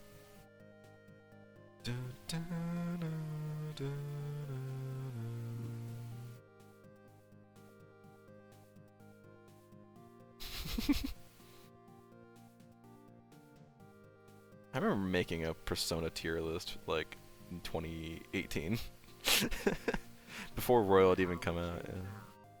Yeah.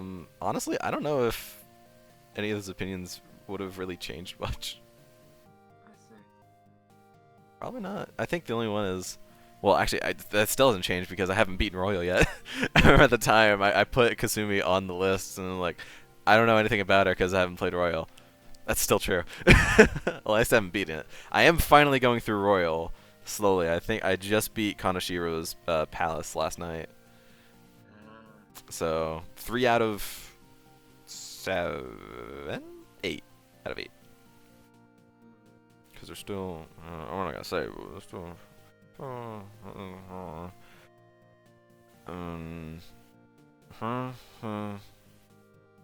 No, 5.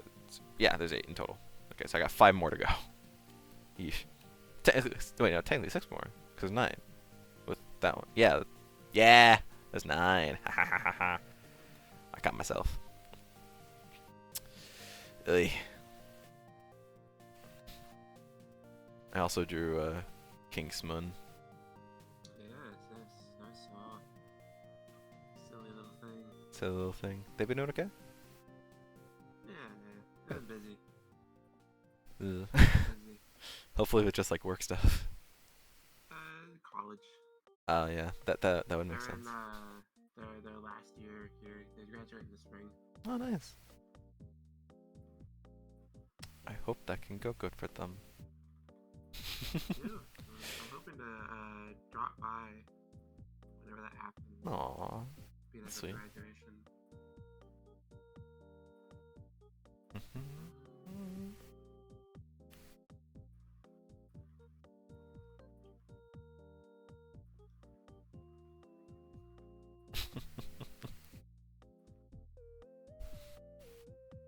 God, you mentioned Kingdom Hearts. That's an even worse fucking like list because Oh yeah.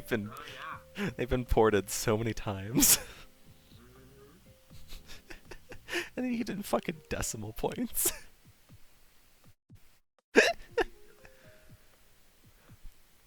God. And there's way more games too.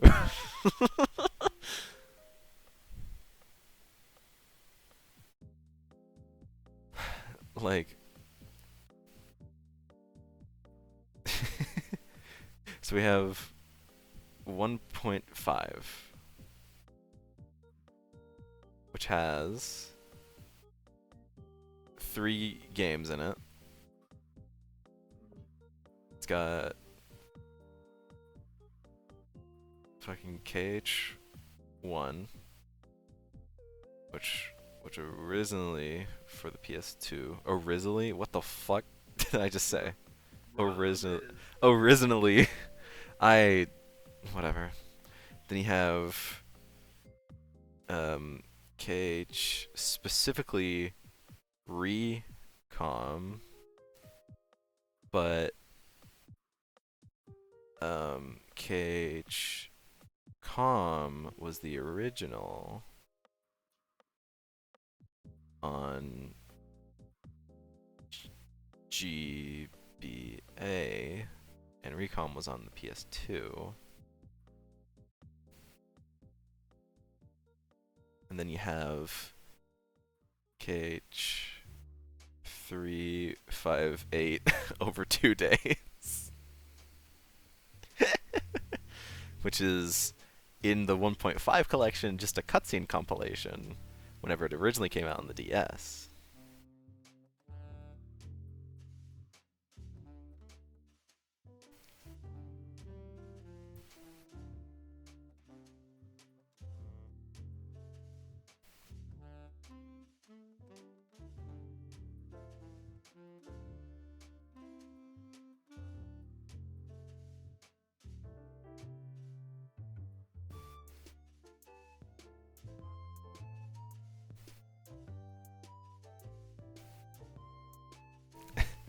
And now KH 1.5 and 2.5 are bundled together, making it even more fucking complicated.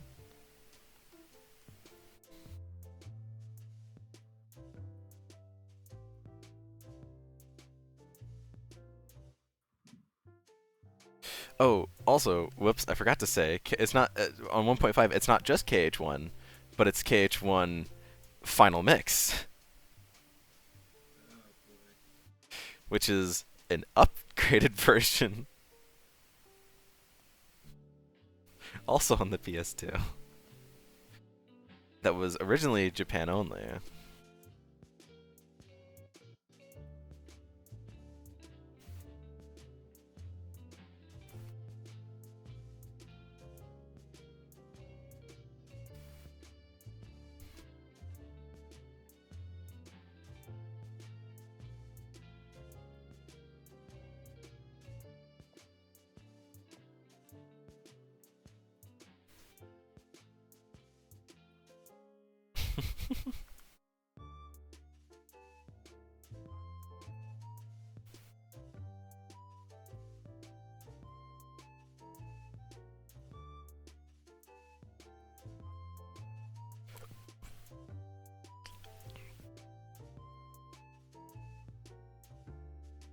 Then on fucking KH 2.5,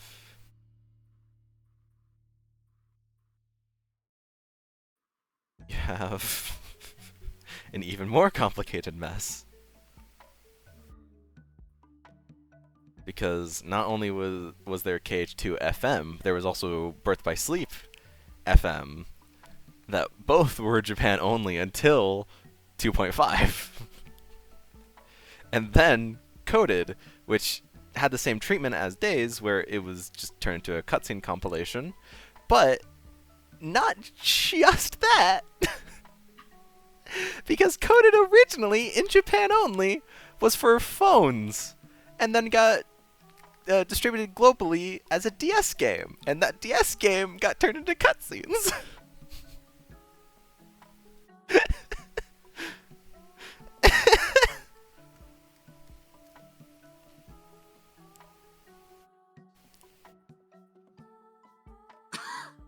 Yeah, it's fun. You okay by that?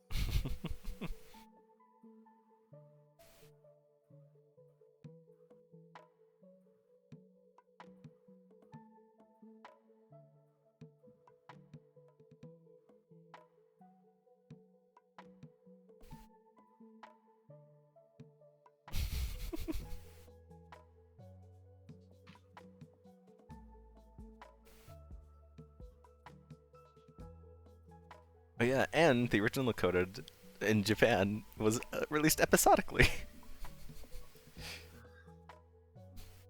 What? Yeah.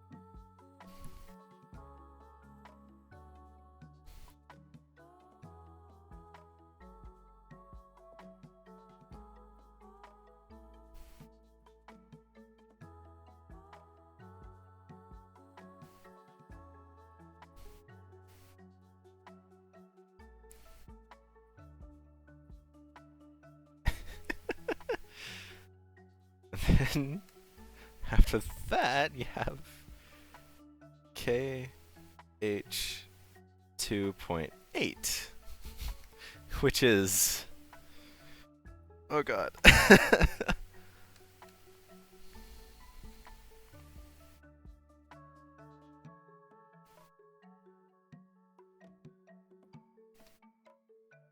Dream drop distance HD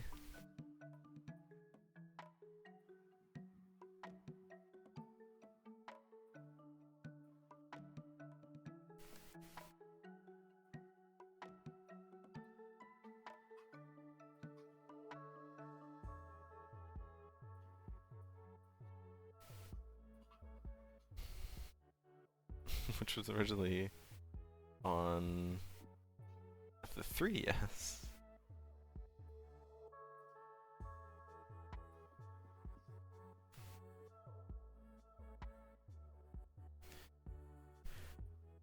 Then you have, okay, no problem.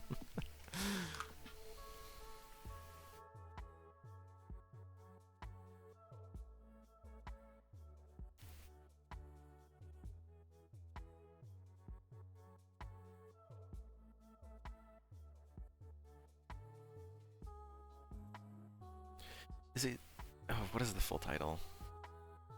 Is it specifically Kingdom Hearts Birth by, I think it's, is it specifically Kingdom Hearts Birth by Sleep 0.2, A Fragmentary Passage? Or is it just Kingdom Hearts 0.2, A Fragmentary Passage? Nope, it's Birth by Sleep, A Fragmentary Passage. Yep, that's what it is.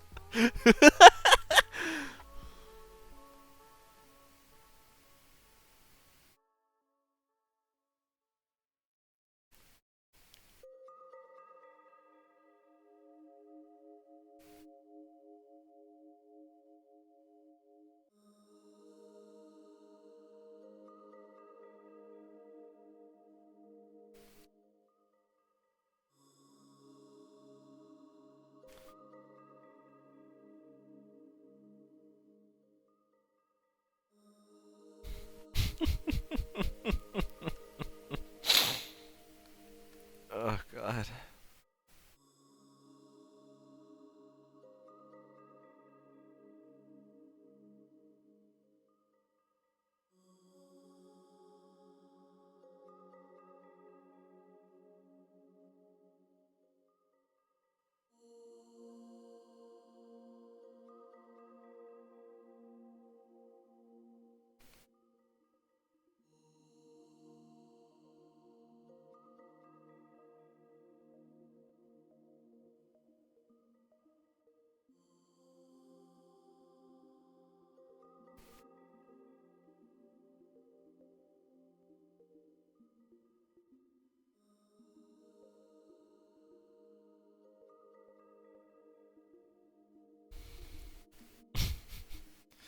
Then you have,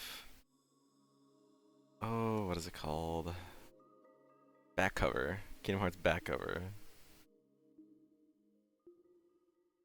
I think, right?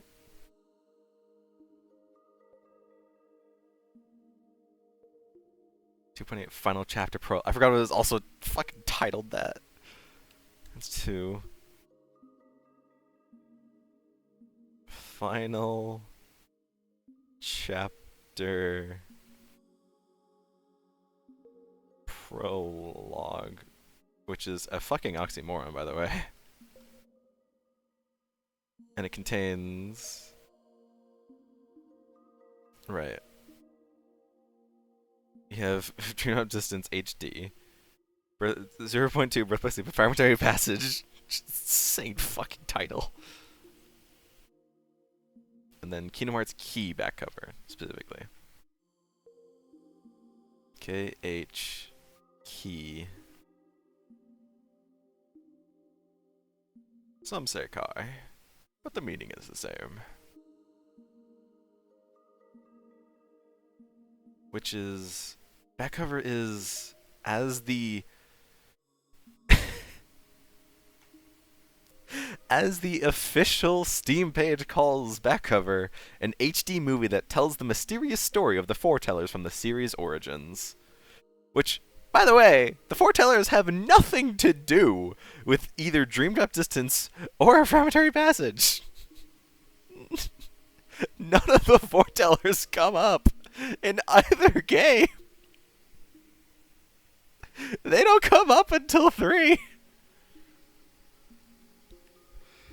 Which is insane, I mean. Insane to think about. Honestly. The definitive Kingdom Hearts experience, says Sportskita, 9 out of 10. That is the only official review they have for 2.8.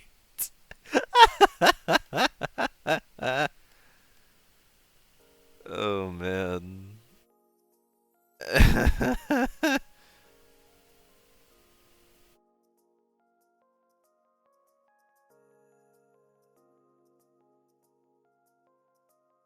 Yeah, this package is there for the hardcore fans that care for lore of Kingdom Hearts. It's really not that important. I mean, Dream Drop Distance is the important part. Fragmentary Passage is there, but really it's barely needed. And back cover is also another description. A 1-hour-long movie that covers some of the origins of the Kingdom Hearts universe. It's a pretty cool story that doesn't overstay its welcome. The cinematography and the animations are also great. If you at all care for the lore of Kingdom Hearts, then I would highly recommend giving this a watch. It's hard to describe what it is.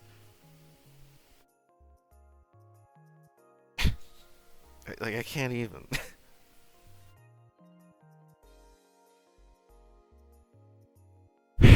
Because it's not just these. Oh, there's more.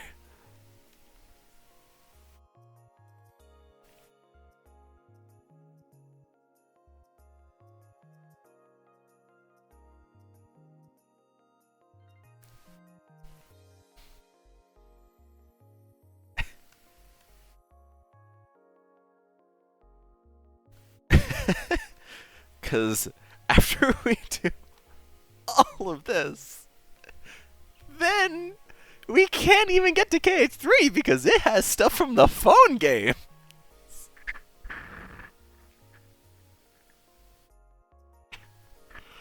Oh, sorry. I should say the web browser game that then became a phone game. And the phone game added even more stuff to it. And soon we're getting fucking Missing Link, which is another game that hasn't even come out because it keeps getting delayed. What fun.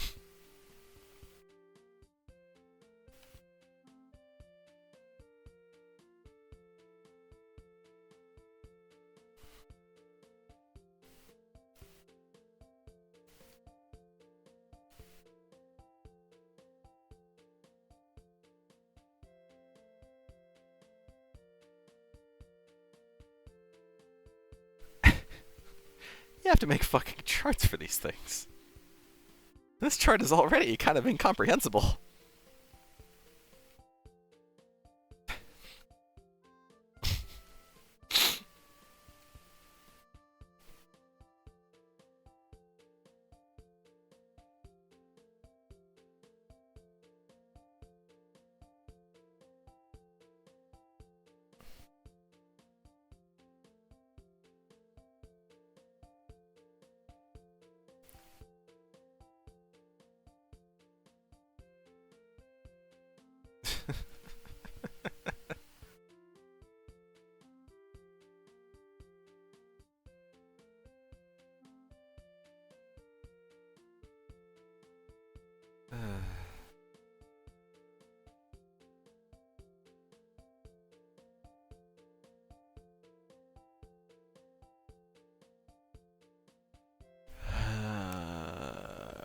God.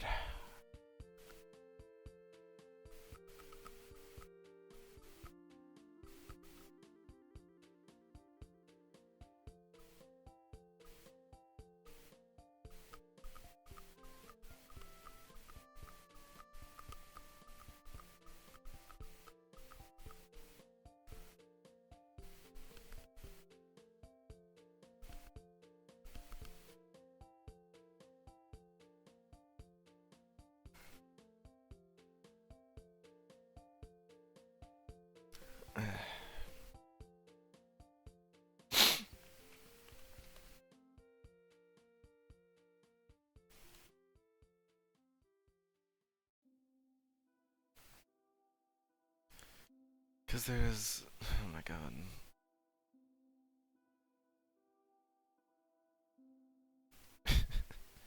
Right, there's Union Cross and Dark Road. So there's Kingdom Hearts Cross, which I believe was on...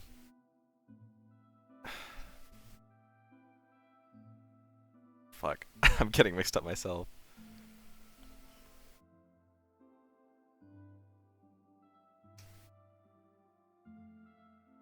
Alright, there was Unchained.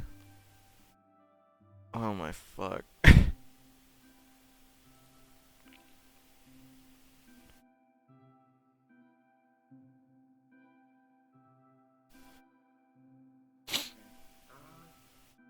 Yeah. All good? Where the fuck is my jacket?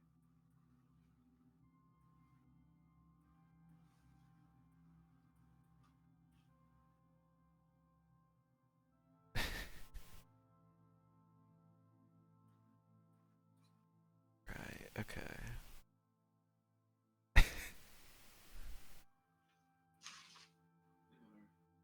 Good enough.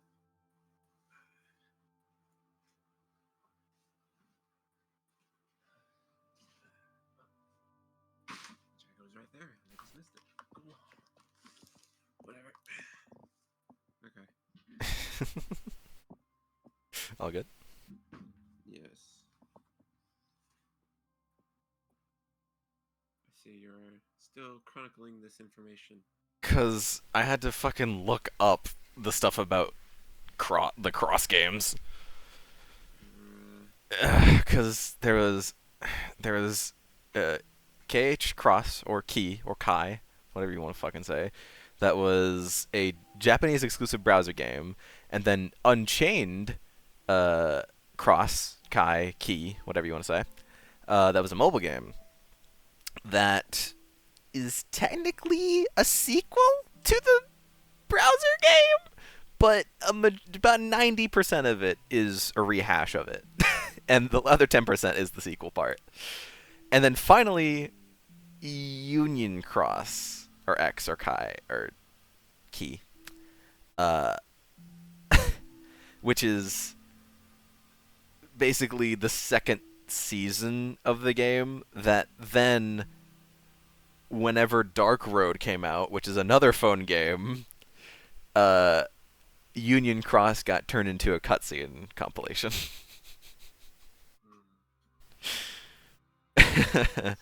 And Dark Road is like an in-between, is the in-between of Union Cross and BBS. And then finally, we have Missing Link, which is going to be another phone game that isn't out yet, that has been delayed. And it's also going to be in between Dark Road and BBS. I think. Oh, wait, shit, no. It might even be before. Was it before Dark Road? Fuck. Well, we don't know because it hasn't come out yet, but I think the story's going to be it's before Dark Road. Ugh.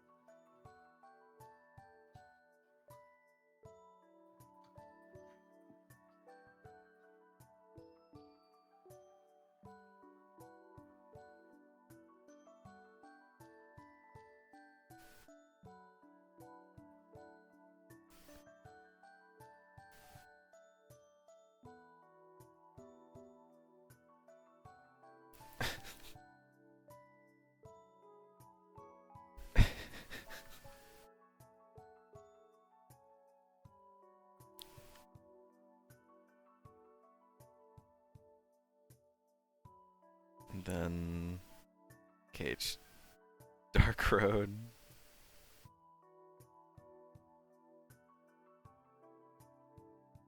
Then Cage Missing Link which is in there somewhere.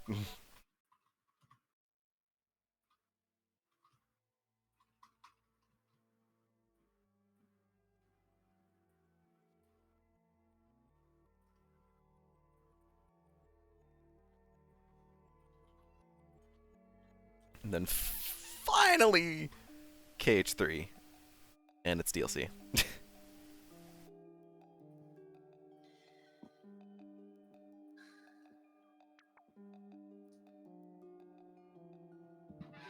Somehow the worst game series for this.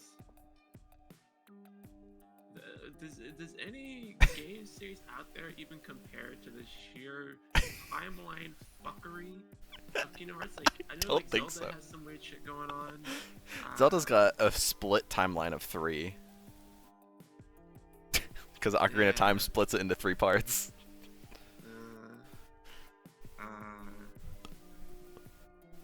People like clown on Metal Gear Solid a little bit, but at the very least, most of its timeline is fairly clear. Yeah, it's Well, mostly kind of. linear. I mean, they might make a prequel or like like, time skip, but it's mostly like- linear. There's the original like Metal Gear games, which are part of the timeline, and actually like I don't remember where they're placed. I think they're not actually the first games. I think. There's MGS 1, and then MGS 2 comes after that. Then MGS 3 is before both of those, and then MGS 4 is after both of those, and then MGS 5 is before all of them.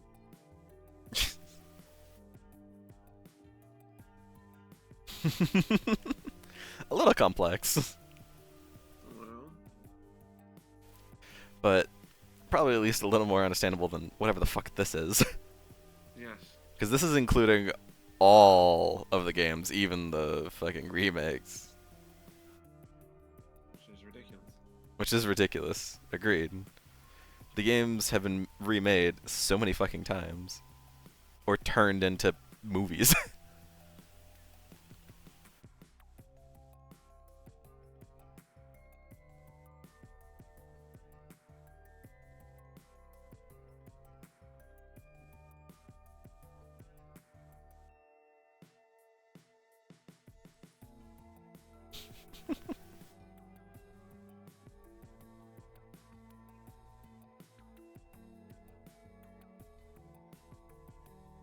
I sure hope these won't be on the test because I ain't remembering that.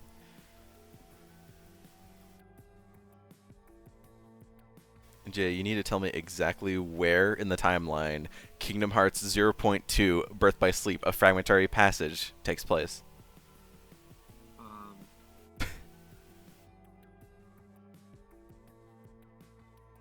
In your mind. Takes place in your mind. It was all an illusion. Kingdom Hearts? What are you talking about? Like Kingdom Bro, let's go Farts. play Sonic 2. Yeah.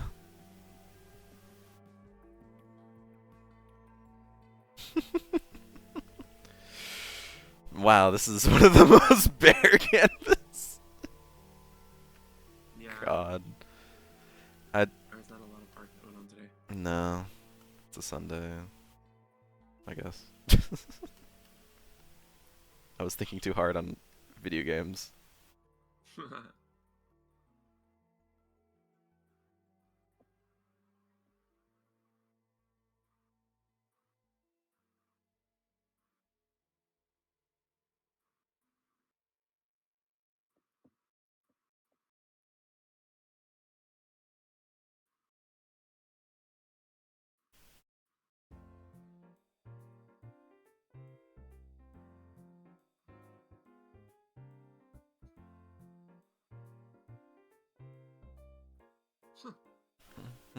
Hmm?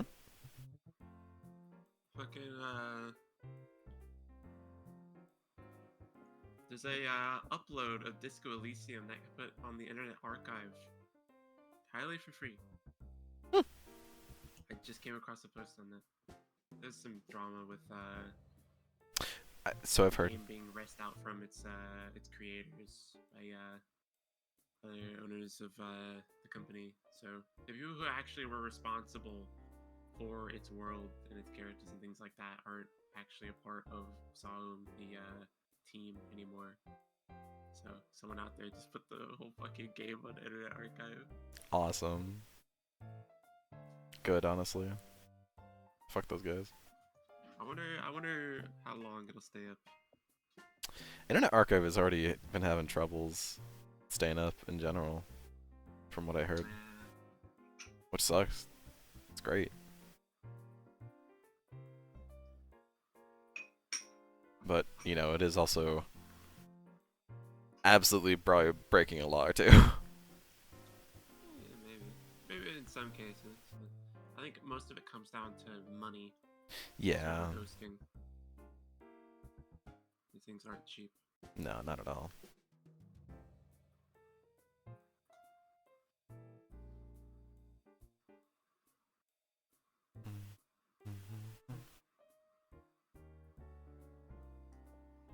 Yeah, let's move this over here.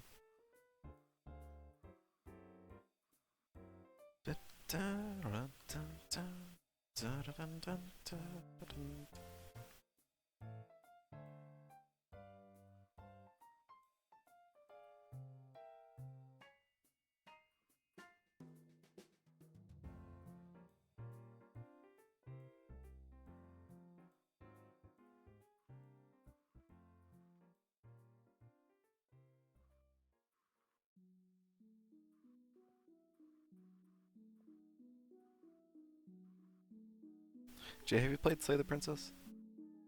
I am not. You Very should. good things. It's very good. Both Clem, Ash, and I all agree. Very good game. Let's see. You would Perhaps at some point. very much like it. It's a visual novel, so you'll be ready for that, but it's very good. It's like I played Disco Elysium. True. Damn, the gameplay of this is fire! I'm just reading a book.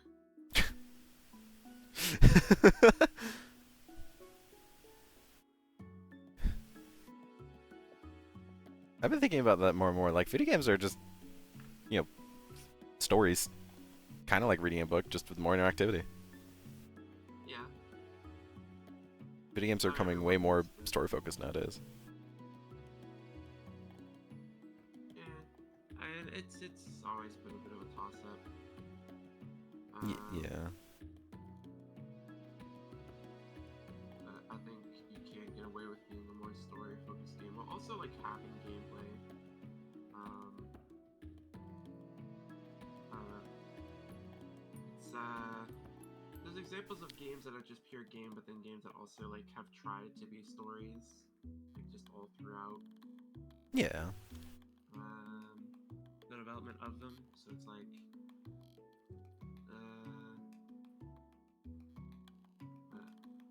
I think oftentimes there has been somewhat of a sacrifice of like, okay,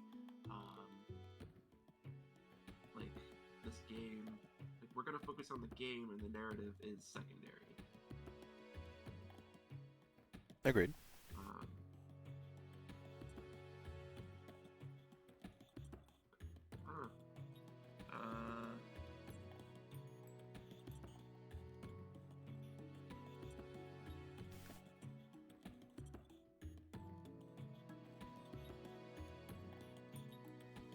Not every game has to be a story. Not every game is. Hold on. Or a whole ass book or something, but, you know. But a lot of games nowadays are. Which is fun.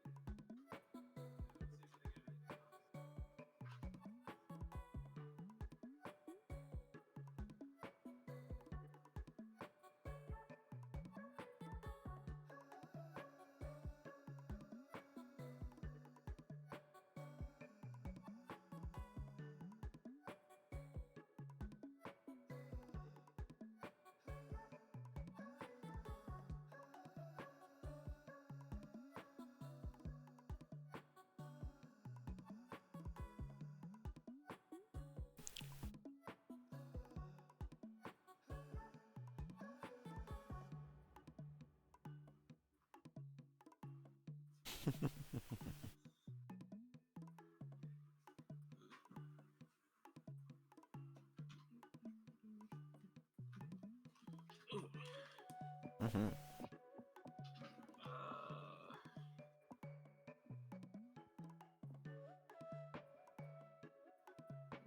Going to Costco and ask me if I want anything. Did you? I know what all I actually want. So this is like a bag of like frozen nuggets and Hell yeah.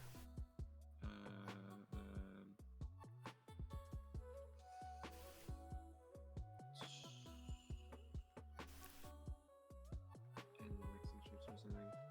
Stuff that will last a while. Yeah. I just have nuggets for times where like I don't have an explicit meal like planned yet, or I need something to fill out my day, like an additional thing to eat.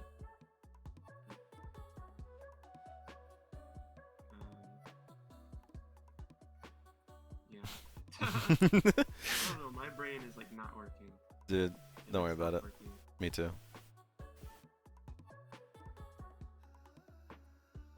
It's a Sunday. Just blame it on that. Don't worry. Sure. Who's gonna tell you now?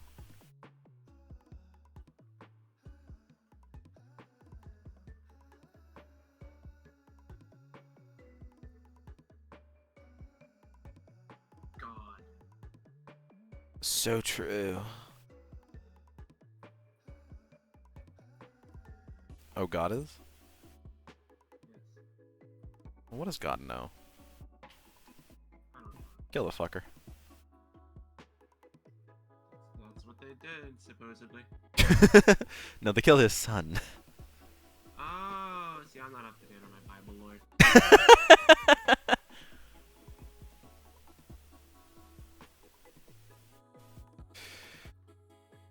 Alright. Clem wants me to draw him in the Dragon Ball Death pose with my non-dominant hand. Good luck.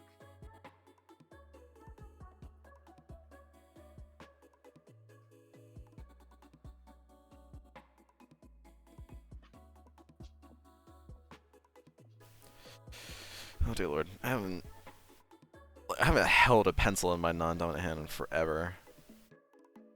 Yeah, most people don't have any reason to. That's my circle. Shit. Good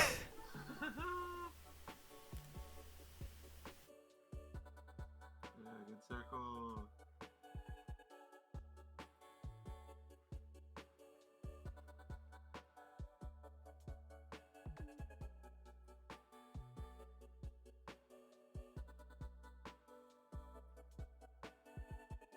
Fuck.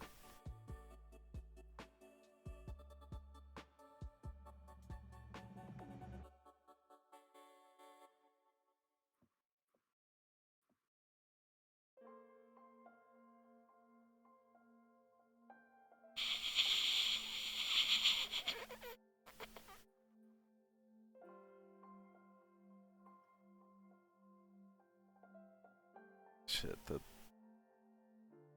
it's like also doing it from memory too to even add more to the shittiness. Cause I'm pretty sure it's something like this.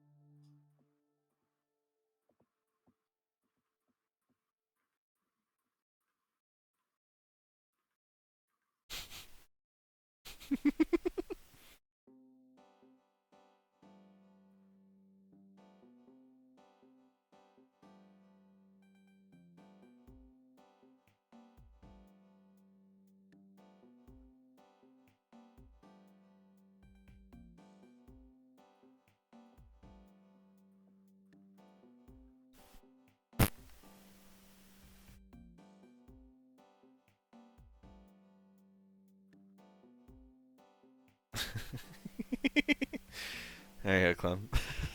Even though he's not here.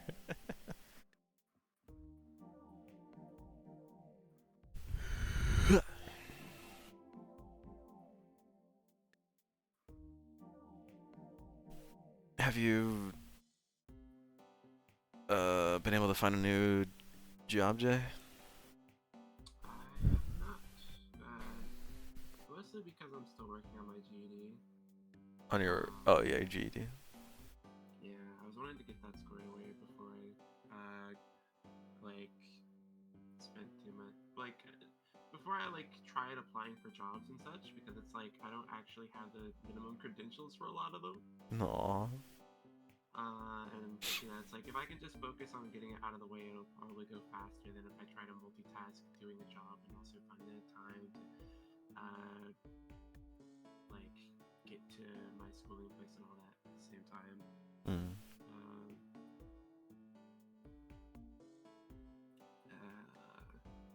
yeah, now I've just been doing that. Oops. You're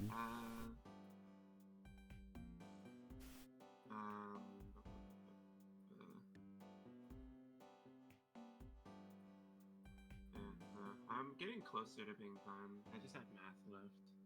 That's good. Fuck math, but yeah. Almost there. It should be okay. Most of it honestly kind of makes more sense to me now than it did before. Because it's easier to take these concepts and put them in a way that I personally understand. Because I'm an adult now. Right. Crazy, huh? Yeah, crazy how being an adult just helps you understand things way better. Because Experience, wisdom. Yeah, and you're more well learned, and you're perhaps a little more familiar with concepts of the world and how to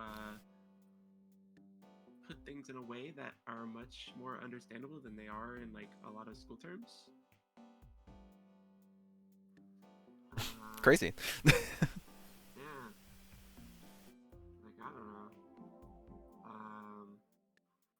I haven't interfaced with science in a while, but I managed to pass the pre-test for that, and then when I went in for the proper GED test not too long ago, I actually kind of smashed it, because the max score is 200 and I got a 186. Shit. And my social studies and language arts were both 180s. So I go in for my math pretest later in the week, Thursday, and then I'm hoping to take the proper GED test either Friday or Monday. And nice. After that, I'll be done. Yay. Seeking a new job. Yeah, you are almost done. Shit. It would have gone a lot faster if the holidays hadn't happened. And yeah. Which, that's inevitable. And also if we hadn't got super snowed in. Yeah. Because we had lingering ice and snow for a good chunk of January, which sort of prevented me from going to my testing site, because I tend to bike around, and also there's a lady who's giving me rides right now, and I didn't want her driving around in that.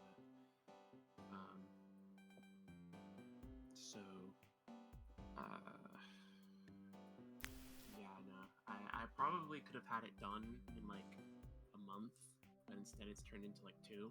Aw. It is what it is. It's what it is. But as long as you get it done. Yeah, and I'm hoping to do job hunting after that.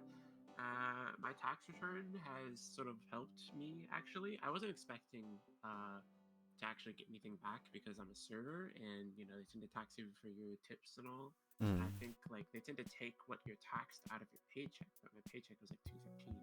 So I think sometimes like servers tend to actually owe taxes. But in my case, I was fine, and I still made some money back. So I've been like tallying up my financials to make sure I'll be fine for the month to like pay for rent, pay for food, etc., etc.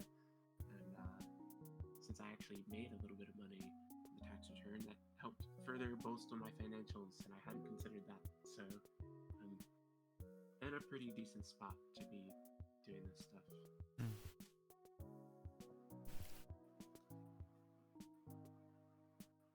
I hope the best. Thank you.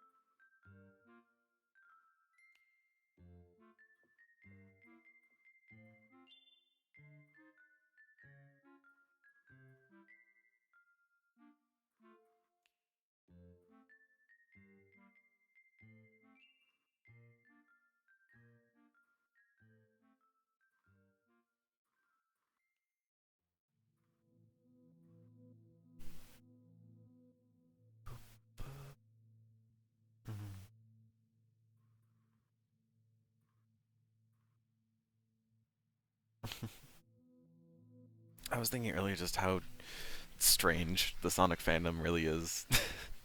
Because I get reminded of a old YouTuber who's still making content apparently, called Belina Productions.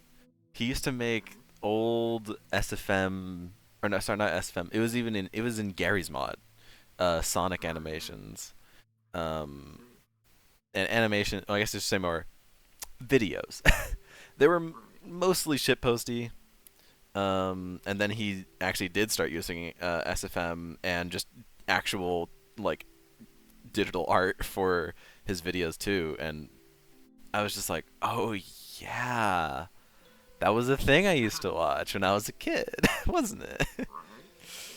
Yeah. I mean, there's that, and like Sonic Shorts as well. That's come back with volume 8 and 9, I think. And 8 was rough. It was 40 minutes of rough. But 9 was like a palate cleanser. My dyslexia is coming out. Of number 8, where like the thing was, Sonic Shorts is like I feel like the whole like funny was that it was edgy, you know. It was pushing the boundaries of like what could really be on the internet at the time, and it was on Newgrounds especially. So, and there was like specific Newgrounds and YouTube versions that had more edgy stuff that you couldn't find on YouTube. But like Sonic Shorts Volume 8 was so squeaky clean it hurt. it actively like just made it worse. It was rough, but 9 made it a little better. Plus, I think with 8 they I mean, the animation was never perfect, but it was palatable. In 8, some of the animation was very, very rough. 9, they went back to the people that you're used to seeing on the Sonic Shorts volumes. Plus, they even did some references to some older volumes too, which I thought was really nice. It was I mean, it's nice seeing that again. It's nice seeing old Sonic YouTubers come back to life a little bit. But oh man, it also just reminded me, oh yeah, I used to be in this fandom and really liked this content, didn't I? People's interests change over time, of course, but oh man, that was what I used to watch, wasn't it? Fuck. I mean, I used to watch fucking Minecraft YouTubers, Sky Does Minecraft, man.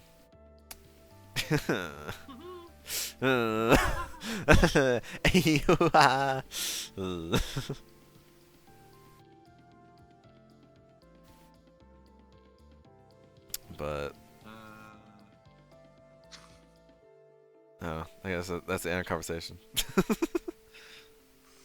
Unless you have something. When stuff comes out about people way later, there was someone in the fucking OOP fandom, Mando Penny or some shit, who actually got revealed to be a complete predator, and it's Ooh.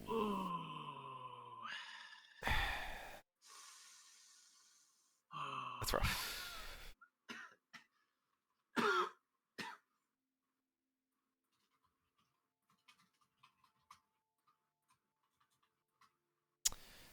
Finally started Bomber Cyberpunk after 2 years of it being in my Steam library. It got dark fast. I was not expecting the tutorial to end that way. Yeah, the head would go off. Yeah, it was boop like that. I was like, oh, okay then. I guess that's how we're starting. I think the last thing I did was I beat the second gang or something, the Eclipse crew. It was all women. But I am liking it. It's pretty good. It's a good game. I was even someone that was Jet Set Radio is alright, and I'm like, okay, this is pretty fun. And the music, bro. Oh yeah, the music is pretty good. Music slaps. Bombush's soundtrack. I mean, Team Reptile has had a pretty good track record as far as the soundtrack for their games. Oh yeah. The League also. Lethal League has I mean, amazing music. I didn't like do a lot of listening to it outside of the game, but Yeah. it's still pretty like stand out. I mean, they literally got the composer of Jet Set Radio to do some of their songs. Hideki Naganuma. Mhm. Yeah. He did songs in Bomb Rush as well. I think for Lethal League he only did like one, but for Bomb Rush he did a few. Yeah, yeah. And they're like some of the best tracks of the bunch, man. I mean, go figure. Ugh.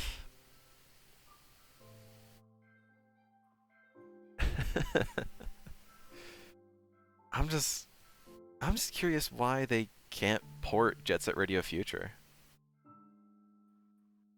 I don't know. Like what what rights there can they just not port the game? Because they ported the original Jet Set Radio on like all modern platforms, but Jet Set Radio Future, nope, sorry, stuck on the original Xbox. I don't know. Like, bro, that would fucking sell so hard.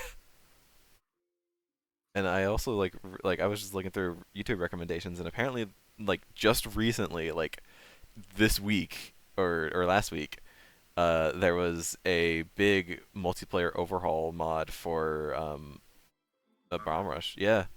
Yeah, there's been a multiplayer mod there for a bit now, but it seems like it's still getting updated even now. From what I looked at the video, like the previous one had a lot of issues and would get like the servers would reset every hour, and frame rate issues were a big problem, but apparently this new mod like fixes tons of that. There used to be like a text chat system that was a whole separate program you had to have open up, but now it's just within the game. You can apparently this new mod also includes like a optional Tony Hawk mode where it turns the game more into Tony Hawk Pro Skater than it does Jet Set Radio, which is awesome. Gosh, yeah. So, when I finish the game, I might try that out. But then again, I'm also just not very good at the game, so I have to get better at it first. I've also been trying to go through Lethal League Blaze and like get all the unlocks in it too, which is harder than it sounds, because some of them are just like, hey, do this story mission without losing a life, and I'm like, I don't know if I'm that good. And then after all it's like a majority of them are either do that, or play arcade mode with this character. Latch is going to be difficult because usually I have to use at least one continue in arcade mode, but Latch, to get one of his, you have to do it without continue. Which is fun. And then finally, oh yeah, and Sonata has some of the worst fucking unlocks in the game. For one of them, you need to have the max amount of money, which is 9,999. Fun. And then the other one, what's the other one, real quick? Oh wait, no, the other one is just complete the story mission without losing any stocks, that one's not too bad, but the other one's a little more annoying. Now, as for all of the rest of the ones that aren't either of those, Toxic has a really weird one where you have to win a game as her with the seconds ending in either 11 or 33 on the timer. So you have to win a game where it ends specifically on like 2 minutes 11 seconds or 9 minutes and 33 seconds or something like that. Jeez. Which is insane to get. But the last group of all, so to get every noise clone, you have to play at minimum, well, okay, you can either do it two ways. Either get to level 66 or play 460 matches to unlock every noise clone. That's a lot. You'll unlock them as you go for each character, but to get Dust and Ashes, that's the final one. Now, that's nothing compared to unlocking the classic stages, which I didn't even fucking know were in Lethal League Blaze. Yeah, yeah. Let me just go on the wiki real quick.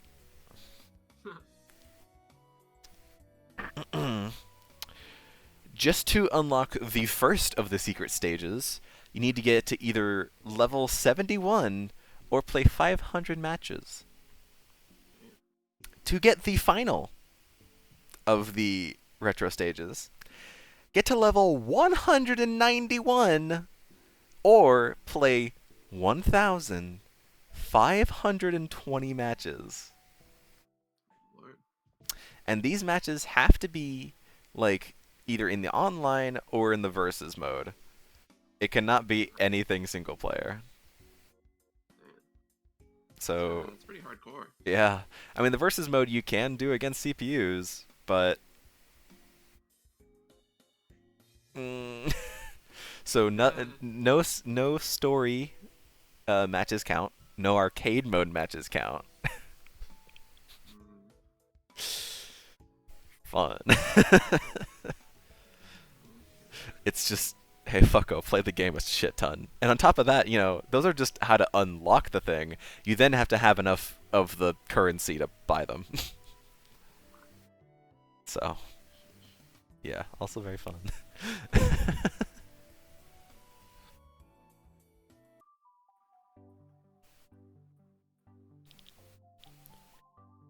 Thank you, Team Reptile. Very neat, very cool. Very cool. I will now find something that just gives me all the unlocks. Oh, that'd be nice, yeah. Like a save file. You know what? That's probably way better. That's probably a much better decision than wasting away playing 1,520 fucking matches to unlock everything in the game. Jesus. But I'm not doing that.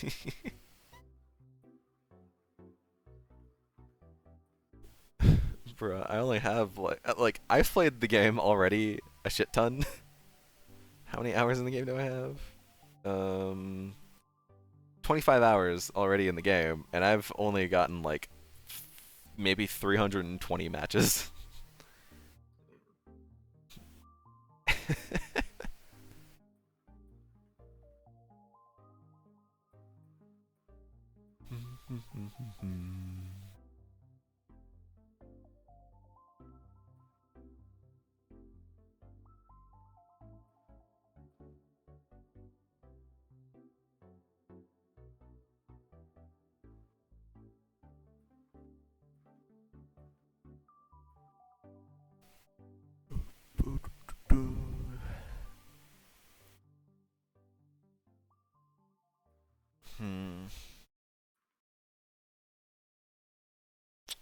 It's not just, yeah.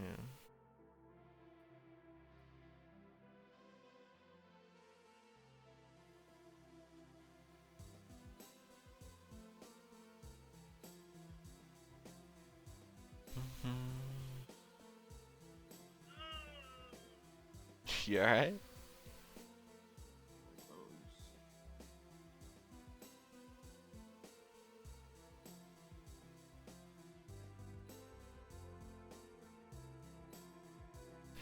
My bones too, man. Them bones, them dry bones. Well, what do you think Team Reptile is gonna do next? No clue. They could do anything they want to do by this point. Honestly, yeah. They've already made two successful, like really successful games, and a spiritual successor to Jet Set Radio, which was also successful.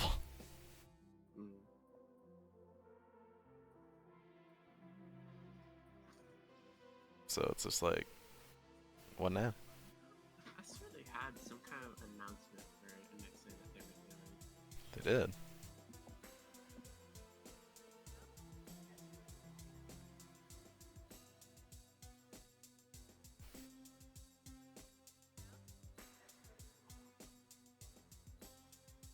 I don't recall.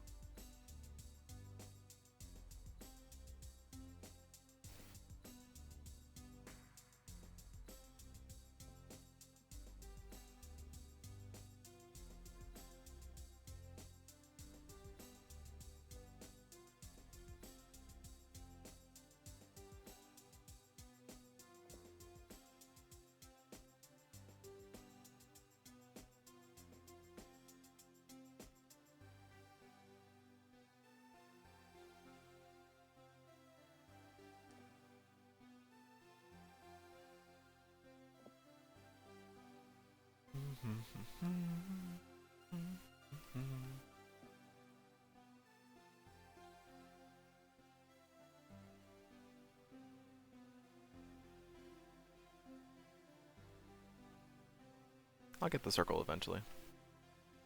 There we go. That's pretty good.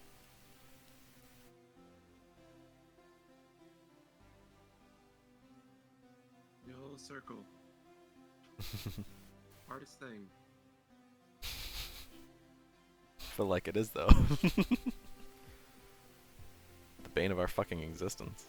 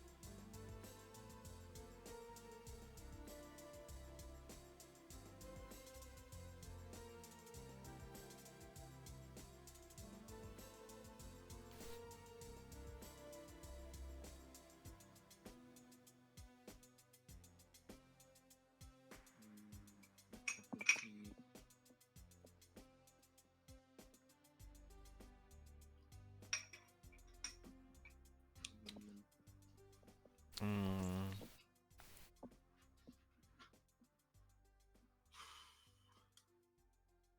You're doing great, Jay.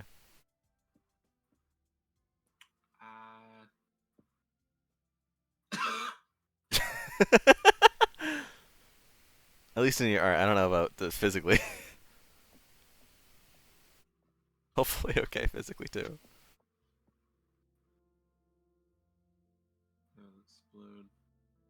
No explosion. The big explosion. No explosion.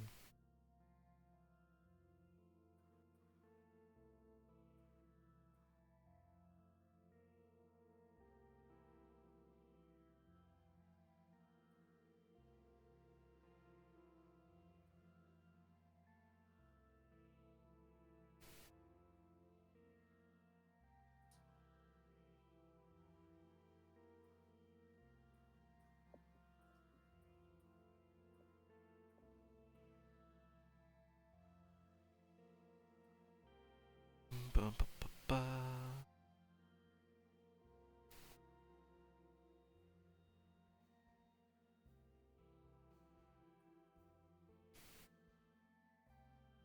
Look at my blue sky. You're also popping off on that. Most of it's on reposts and stuff. Even still, it's stuff I haven't seen before, so I'm like, hell yeah. Eat that shit up. Yeah. Yeah, exactly that.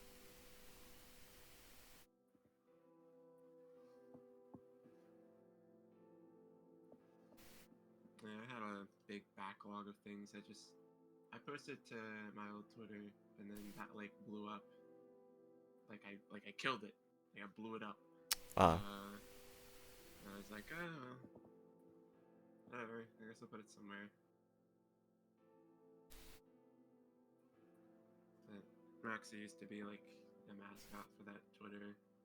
And then I was like, I kind of don't like doing this, so Twitter die. Yeah, fair, honestly. Based even, one would say. And then I made the blue sky just to post stuff or whatever. It's like, I have this art, but it's like inconvenient / I don't feel right just posting it to specific places or whatever, so I'm just gonna have a page that I put whatever.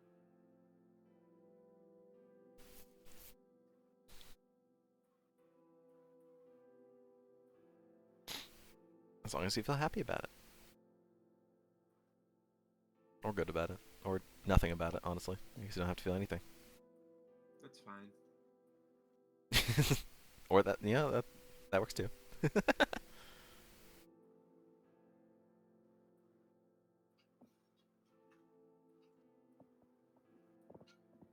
Wow, look at these boobs that I drew. Isn't that cool? Okay, Yo. Titties, let's go. That's essentially what it amounts to. I mean, makes Bob happy. Bob would come to me in DMs like, "Hey, you drawn anything new lately?" Really? And I'm like, yeah. Oh, Bob. I'm like, yeah. Aw. You got Bob's voice spot on. That's what he sounds like. Maybe not the coughing.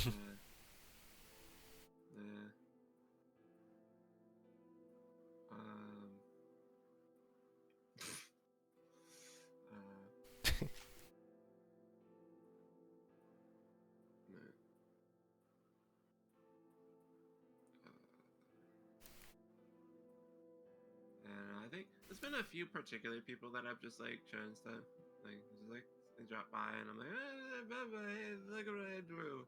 They're like, wow, cool, and I'm like, thanks. Aw. Well, if you ever want to send stuff to me, I don't mind.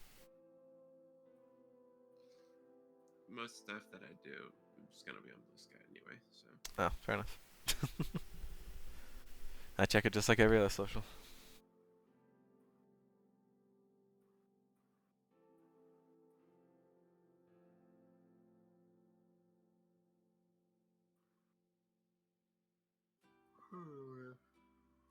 Mm-hmm. Nah, the caveat is just that you're just as likely to be blindsided by me drawing Zorch as a cat as you are me drawing full fucking boobs and cock out. Bro, I'm okay with it. So yeah, that's what you sign up for. But whenever someone follows that page and like they've looked at it for literally any more than like 2 seconds, you know that that's what they're voluntarily signing up for, which is the good part. Yeah. It's like I don't have to feel awkward about sending it to anyone specific. I could just they came for this. They that's literally what they followed for. This is why they're here.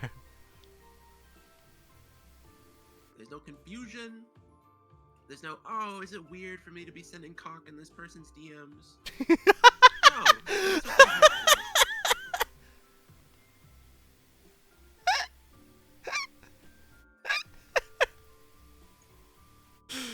they Can you get a little closer to the mic and say it again?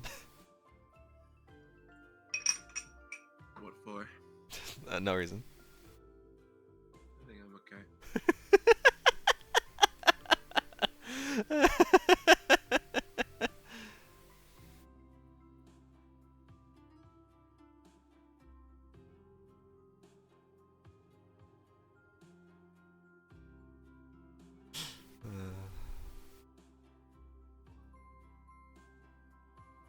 Again, you still crack me up.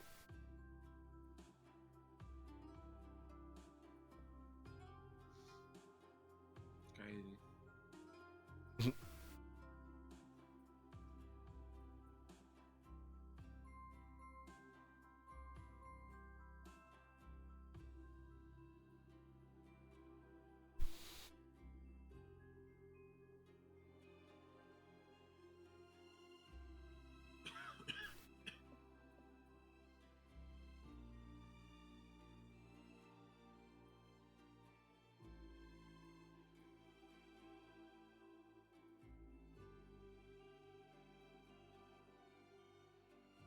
This is random. Do you remember a game, Gotham City Imposters?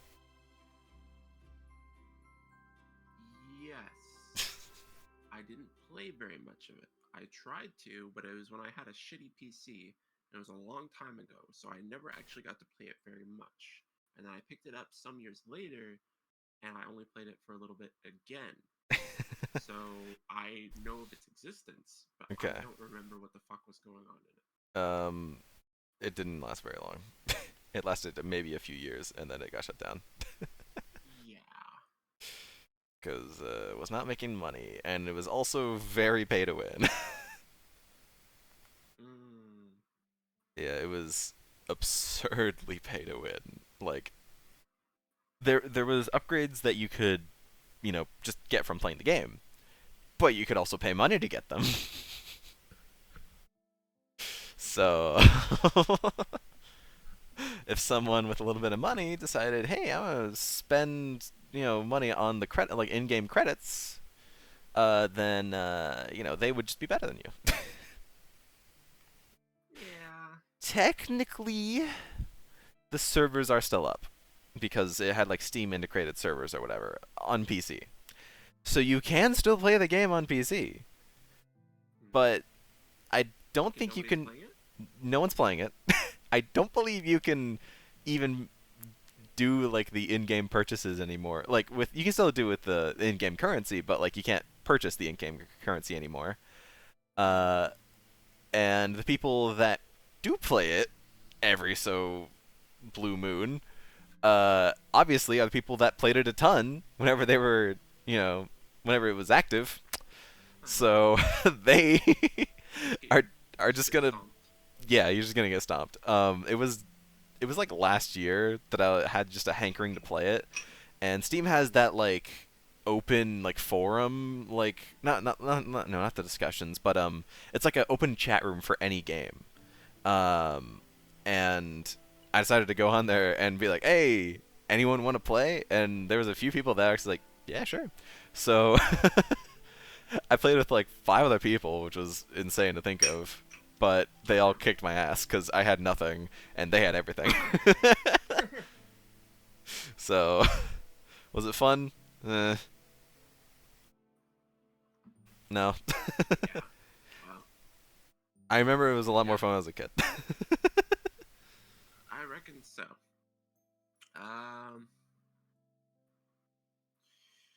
Reminded me of Spiral Knights. Not in the same way of like getting stomped and all that stuff, but just something I played when I was younger, and then like I get a hankering to return to, and it's like not the same, but also like at the very least it kind of is, and it was like a little less pay to win, but it's like not the same. It's just one of those games you get, like those games that you play when you were younger and you just get a hankering for it so often. Like people do it with Minecraft. Yeah, all the time. I do it with like Wizard 101. Yeah, I get that. Yeah, no, it'll be like, oh man, I want to play Sonic Unleashed again. Oh man, I want to play Sly Cooper again. Oh man, I want to play Wizard 101 again. Oh, I want to play Spiral Knights again. I know there was this one game I played, Microvolts. Yeah, like I played the shit out of that. This was, yeah. But though that game is actually fucking gone and dead.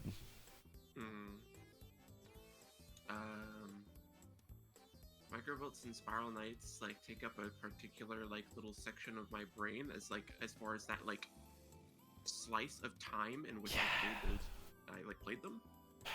Man, if I could play Microvolts again, but no, sure can't. I still have it in my. Do you remember a game called Brawl Busters? Brawl Busters. That was also around the same time like Microvolts was popping off. You had like, oh god, it was like you had like different like classes as well, and one was it was like a boxer, a firefighter, a football player, a baseball player, a rock star, and you could have like different like just looks as well, I guess. it was also, I'm pretty sure it was maybe the same people that made Microvolts, but it's also dead and gone kind of. There has apparently, from what I've seen, there is a fan base that made it online again, although even with the fan base doing it, it's not a very big fan base. Yeah, like Fusion Fall. Yeah, Fusion Fall. Got a fan reboot, but like not many people know about it, such play it, and I think it's dead again. Yeah. It's that exact thing where it's like everyone's like, oh man, I love the game as a kid. I want to play it again, and then they do for like an hour, and then they don't play it again. That's kind of how I was with. I did try the Brawl Busters like fan remake. I played it for an hour. I have yet to play it since. Yeah, everyone was really hankering for the gigantic release. Because like there were videos made about how it was really good, and then it came out and people played it for a bit and then they stopped. Yeah. That just seems to be a thing that happens. Yeah, Everyone's we like, get oh, that, nostalgic really easily. yeah, nostalgic, and then you're like, oh, and then you go back to what you're doing. I went back to Wizard 101 again. I think either sometime last year or the year before, probably the year before. I actually kind of did enjoy my time with it. I went all the way up to the third world, Marleybone. I was in like either late level 20s or early level 30s.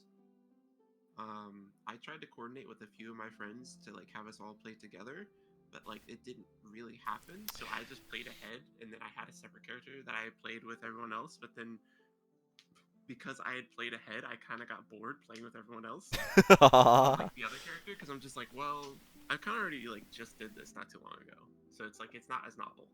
Yeah. Damn. I don't know. I could like get a little subscription and play that again just on my own time.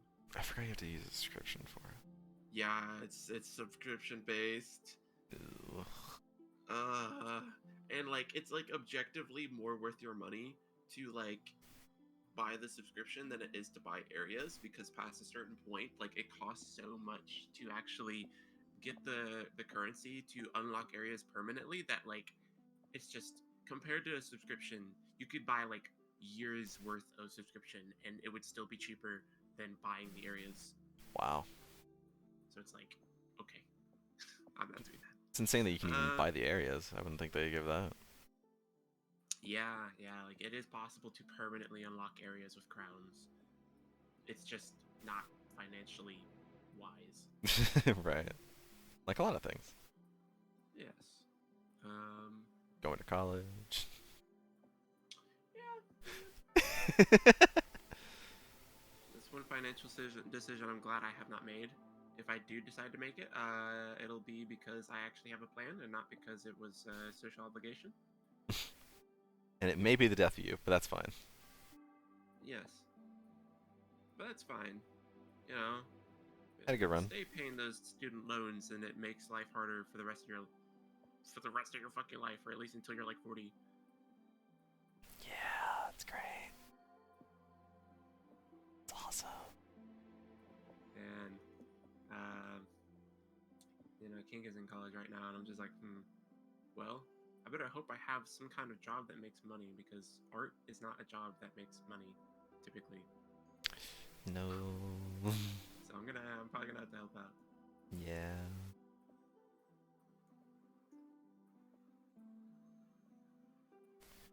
If only it was, man. Yeah. If you make it truly big, maybe you might make money. But Yeah. like, that's like top like 5%. Yeah, no kidding. Everyone else, like artists do not make money. And there's very little job security. Oh yeah. And even when you do make money, it's highly intensive. And unless you take care of your body, you're going to start feeling it pretty quickly. Mm-hmm. And most artists do not take care of their bodies.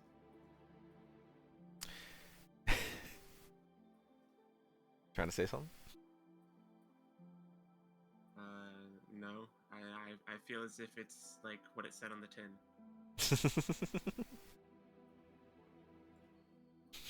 Trying to. Most artists do not take care of their bodies.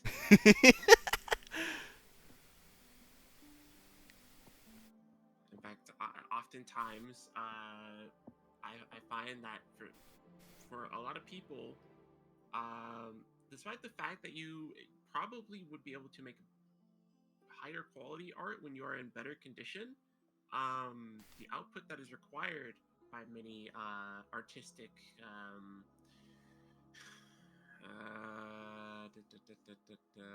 artistic, what is the term I'm looking for here? Individuals? No. The output that is required by many artistic. Sound it out. Can I buy a vowel?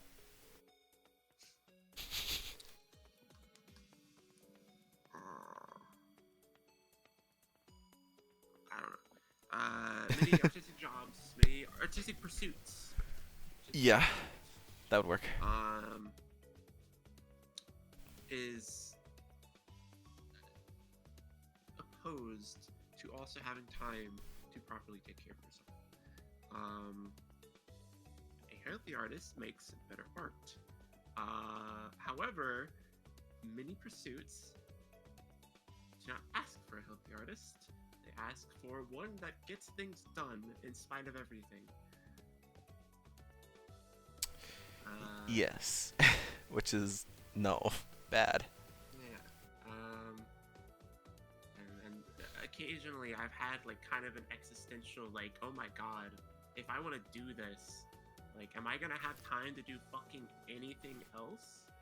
Like, it feels as if there's not enough time in the world, and there could never be enough time in the world to do anything. So am I either going to have to give this up to be a functional person, or what? Because I also have a partner who is also an artist, who perhaps sometimes does not take as good of care of themselves as I would like, and therefore I feel some sense of responsibility to help them in that. And will I have to ultimately sacrifice my pursuits to like be like someone who does not die at the age of 40 to 50 because I completely disregarded my body? Holy shit. Fuck. I got really fucking deep.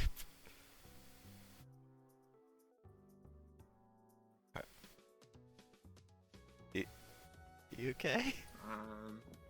Ultimately, I decided that it's probably possible that I can at least find some level of pursuit in it, but it wouldn't be to the same level of intensity as some others that I see.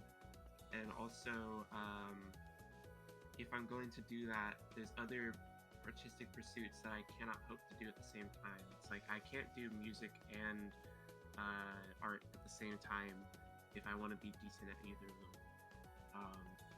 Because I just don't learn that quickly, and I don't have that time. And if I want to continue to try to be a relatively healthy person who still like does their meal planning, eats decent, tries to take care of someone else, makes money, stays clean, I can't possibly do everything in the world.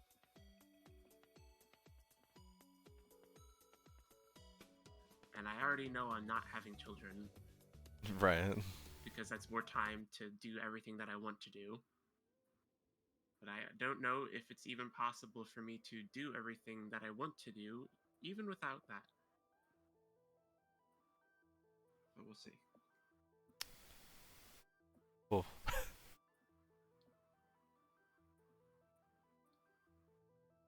I was not ready for that conversation. Yeah? But I guess it's a conversation that I might have to get ready for at some point. Yeah? There's only so much time in life. And, I find with all the things I try to prioritize, all the relationships I have, all the things I care about, maintenance of myself, and some level of improvement that I seek basically always. Sometimes there ends up having to be conversations with yourself about your priorities and what all is physically possible for you. And it is entirely within reason to assume that at some point you may also have to consider this. Wow.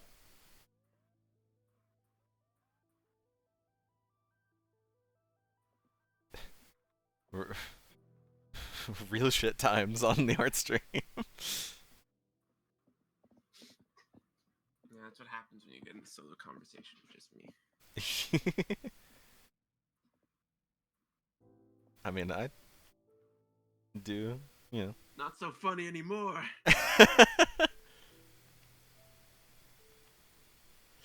having good, deep conversation like this every now and again is probably good for the health, psyche even. Yeah.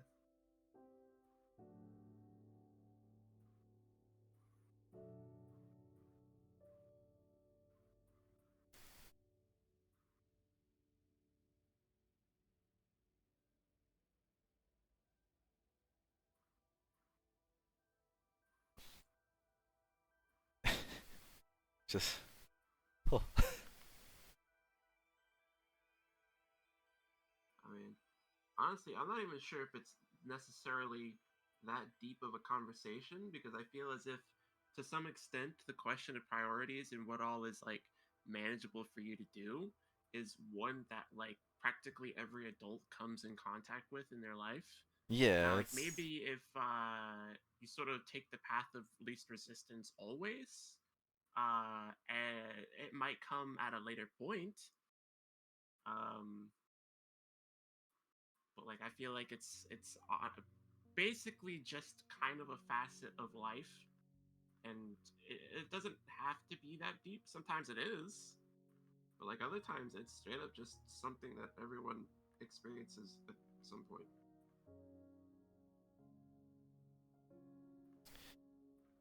And I guess the level of depth in which you tackle the subject is entirely dependent on the individual because not everyone thinks about it yeah. the same way. I mean, and it isn't the same way for everyone either. No, For a lot of people, not it's everyone has so many things they want to do. yeah. Not everyone is Some people, as creative as the next. yeah. And some people, you know, the way that their life goes is that whenever they turn 20 something, they have some sign of stability. They just immediately go to having kids, and that's like what their life is for the next like 20 years. And like that was always the goal. That was always the thing they were gonna do. So there's never a question of, all right, well, what am I going to prioritize? Because it's always been, all right, well, I'm gonna start a family at some point, and you know that's just the thing that I'm gonna do.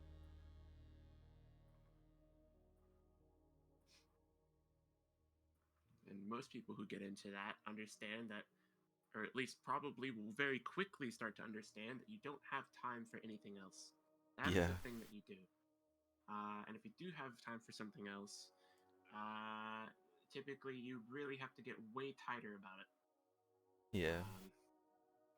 You know, you're not kidding.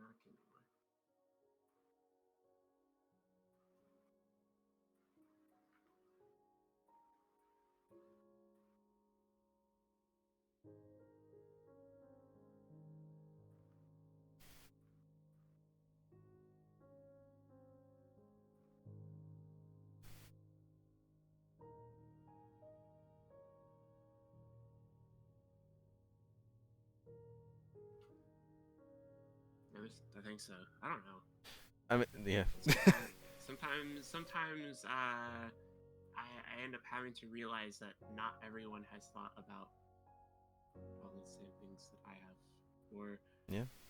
even though it feels as if like it would be impossible to go through life without thinking about these things, some people just sort of manage that, and I'm like, I don't know how it's possible for these thoughts to not occur to someone. It's like I can't, like my brain doesn't shut off. At some point I have to think about the circumstances in which I exist, but some people just don't do that. It's like one of the few ways like it's like I find a person completely unrelatable. I'm like, what do you mean? You don't have existential dread? You mean you don't like think about your life sometimes? Or like what you're gonna do? Who you wanna be?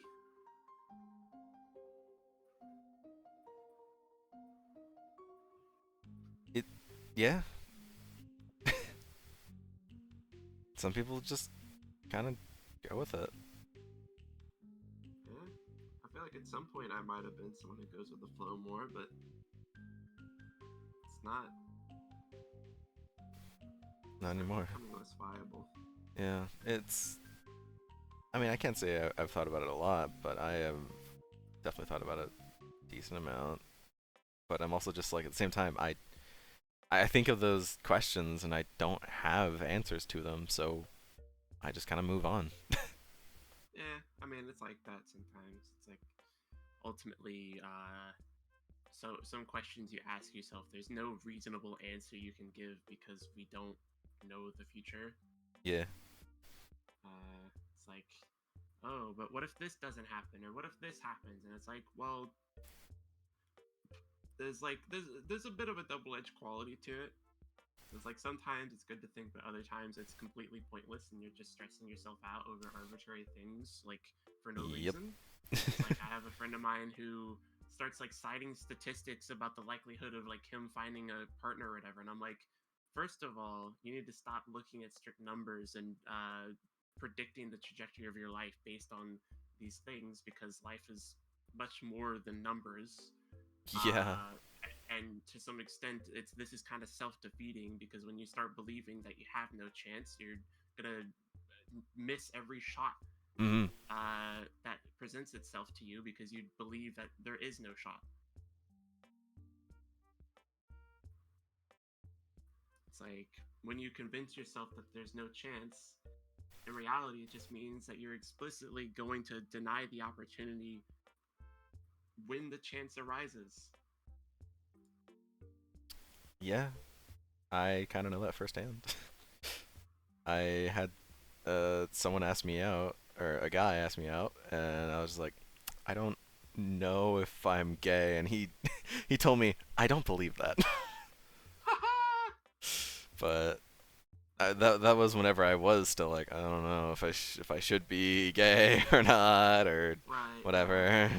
I mean, I feel like it's still fairly like in scenarios like that, it's reasonable to like maybe not take the plunge because you're uncertain, and it's like, and I guess like for myself, I wouldn't want someone to be my test run for me figuring out my identity.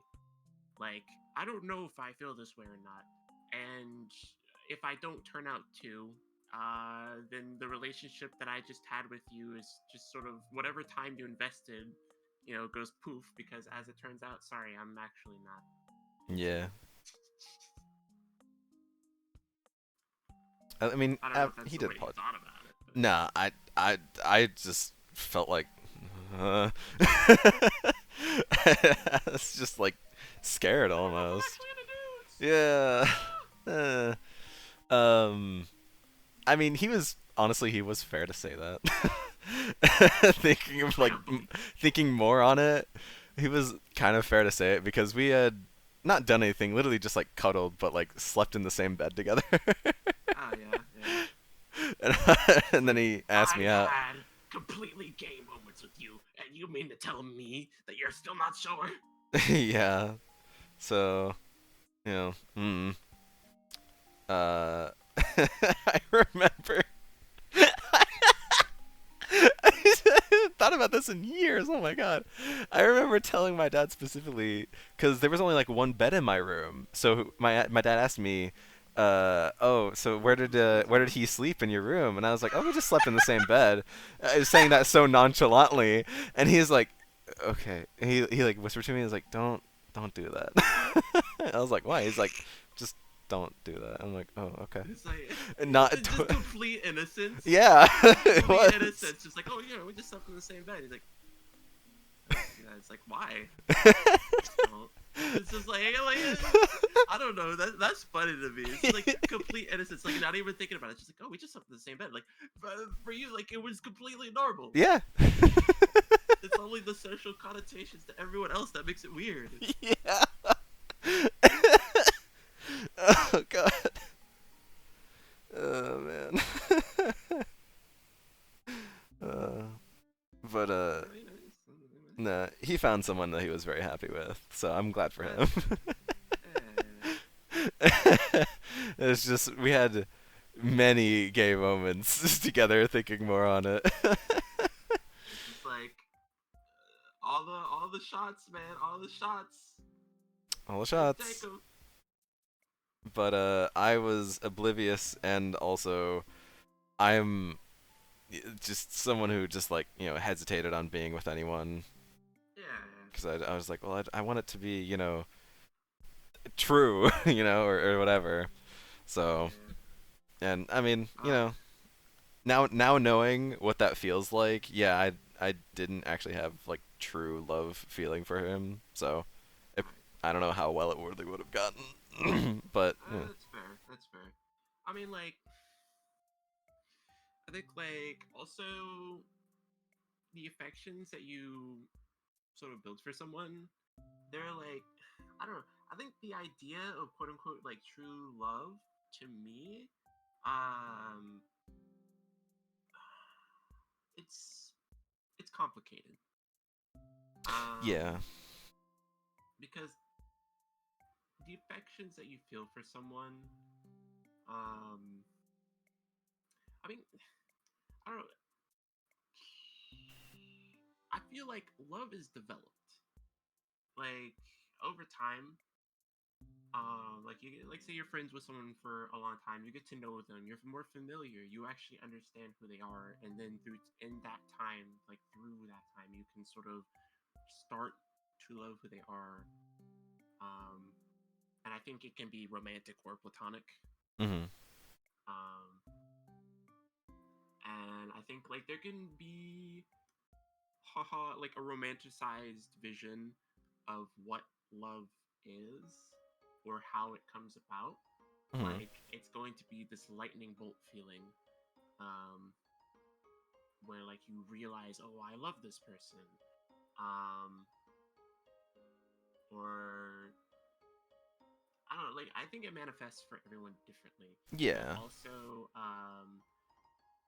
in many cases, like what someone ends up referring to is like sort of a true love, or like oh like it just I feel this like swelling in my heart, or this like constant warmth, or like I constantly feel this way with this person, um is a bit honeymoon, like it's sort of like the honeymoon phase, Yeah. and then in time you come to like discover what things are like with this person after that sort of like initial uh sort of feeling like wears off. Like it's no longer about the novelty, it's not about um the constant feeling of like all encapsulating, oh, I love this person, but like a more consistent, perhaps slightly more realistic, like constant affection. Mhm. Like you come to realize like as I think a relationship becomes more serious, it also becomes more casual. Mhm. Like there's not electric in every time you hold hands, it's just you like doing it.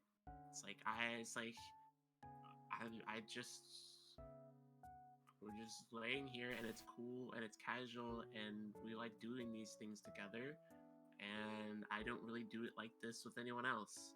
Yeah.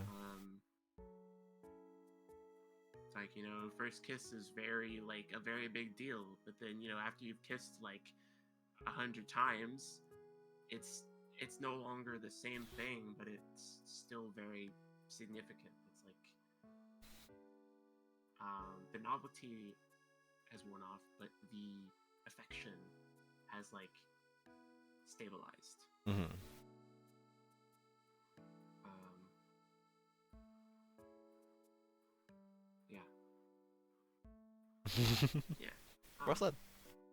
I have I've personally thought about like romantic attraction and like sort of the idea of what love is or what love means, um, and how oftentimes being in a long-standing, long-running relationship is still a lot of work, because you're having to make things work with another person, and after that honeymoon phase wears off, you also have to contend with the reality of constantly being around them.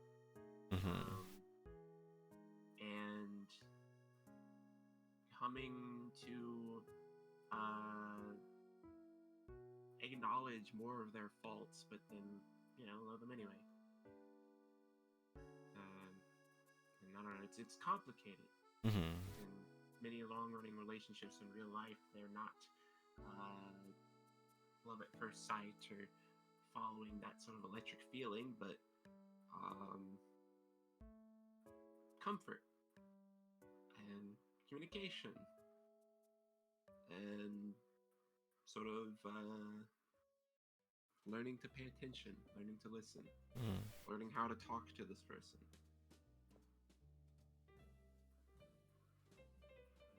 I don't know. What you're saying is very true. It's honestly, for some people, it might be what they need to hear. Maybe. Okay. Maybe. I don't know.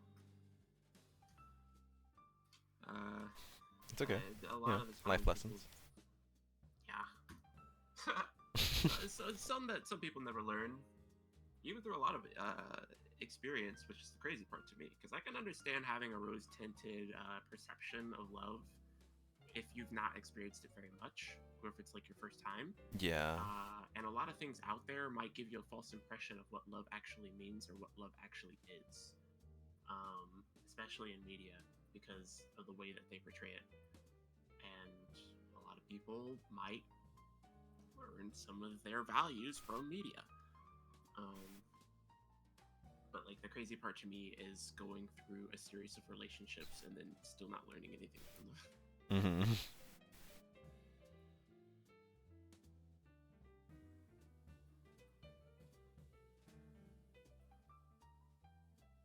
Do you have any famous questions or meme questions I can put around here?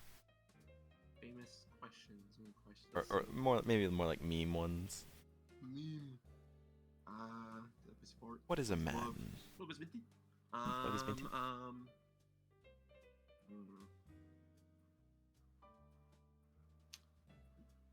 feel like I could, but I'd have to think about it. Yeah, no worries.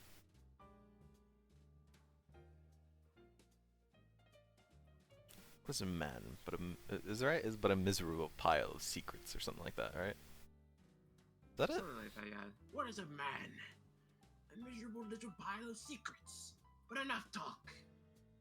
How about you? You steal men's souls and make them your slaves. A miserable little pile of secrets. That's what it is. Yeah. The same could be said of all religion.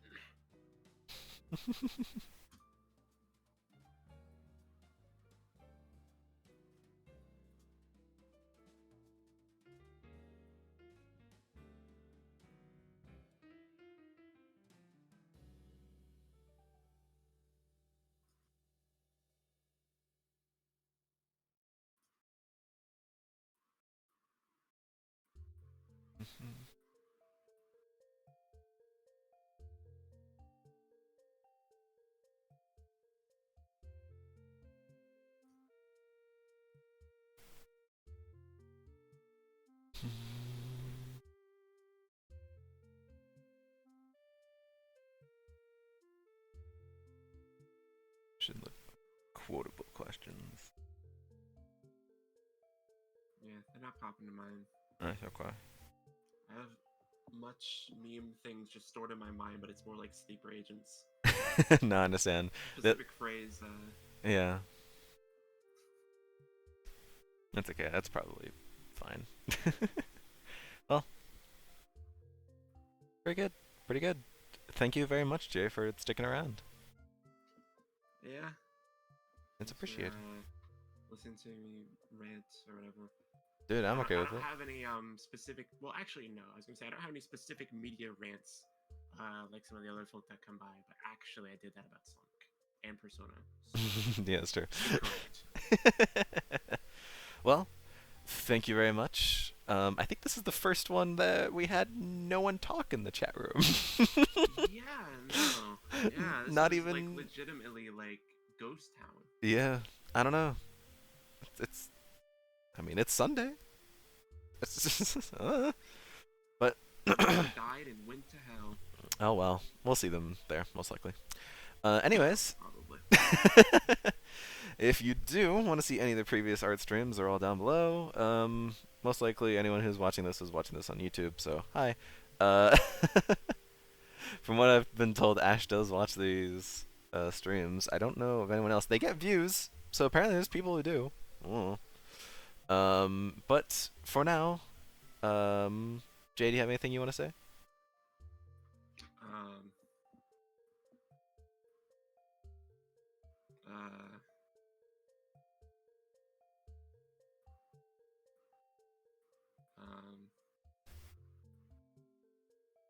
Do not masturbate. It is a sin. You're right. all gooners will go to hell. Me praying at the side of my bed. Please, God, kill everyone and send all gooners to hell. Thank you.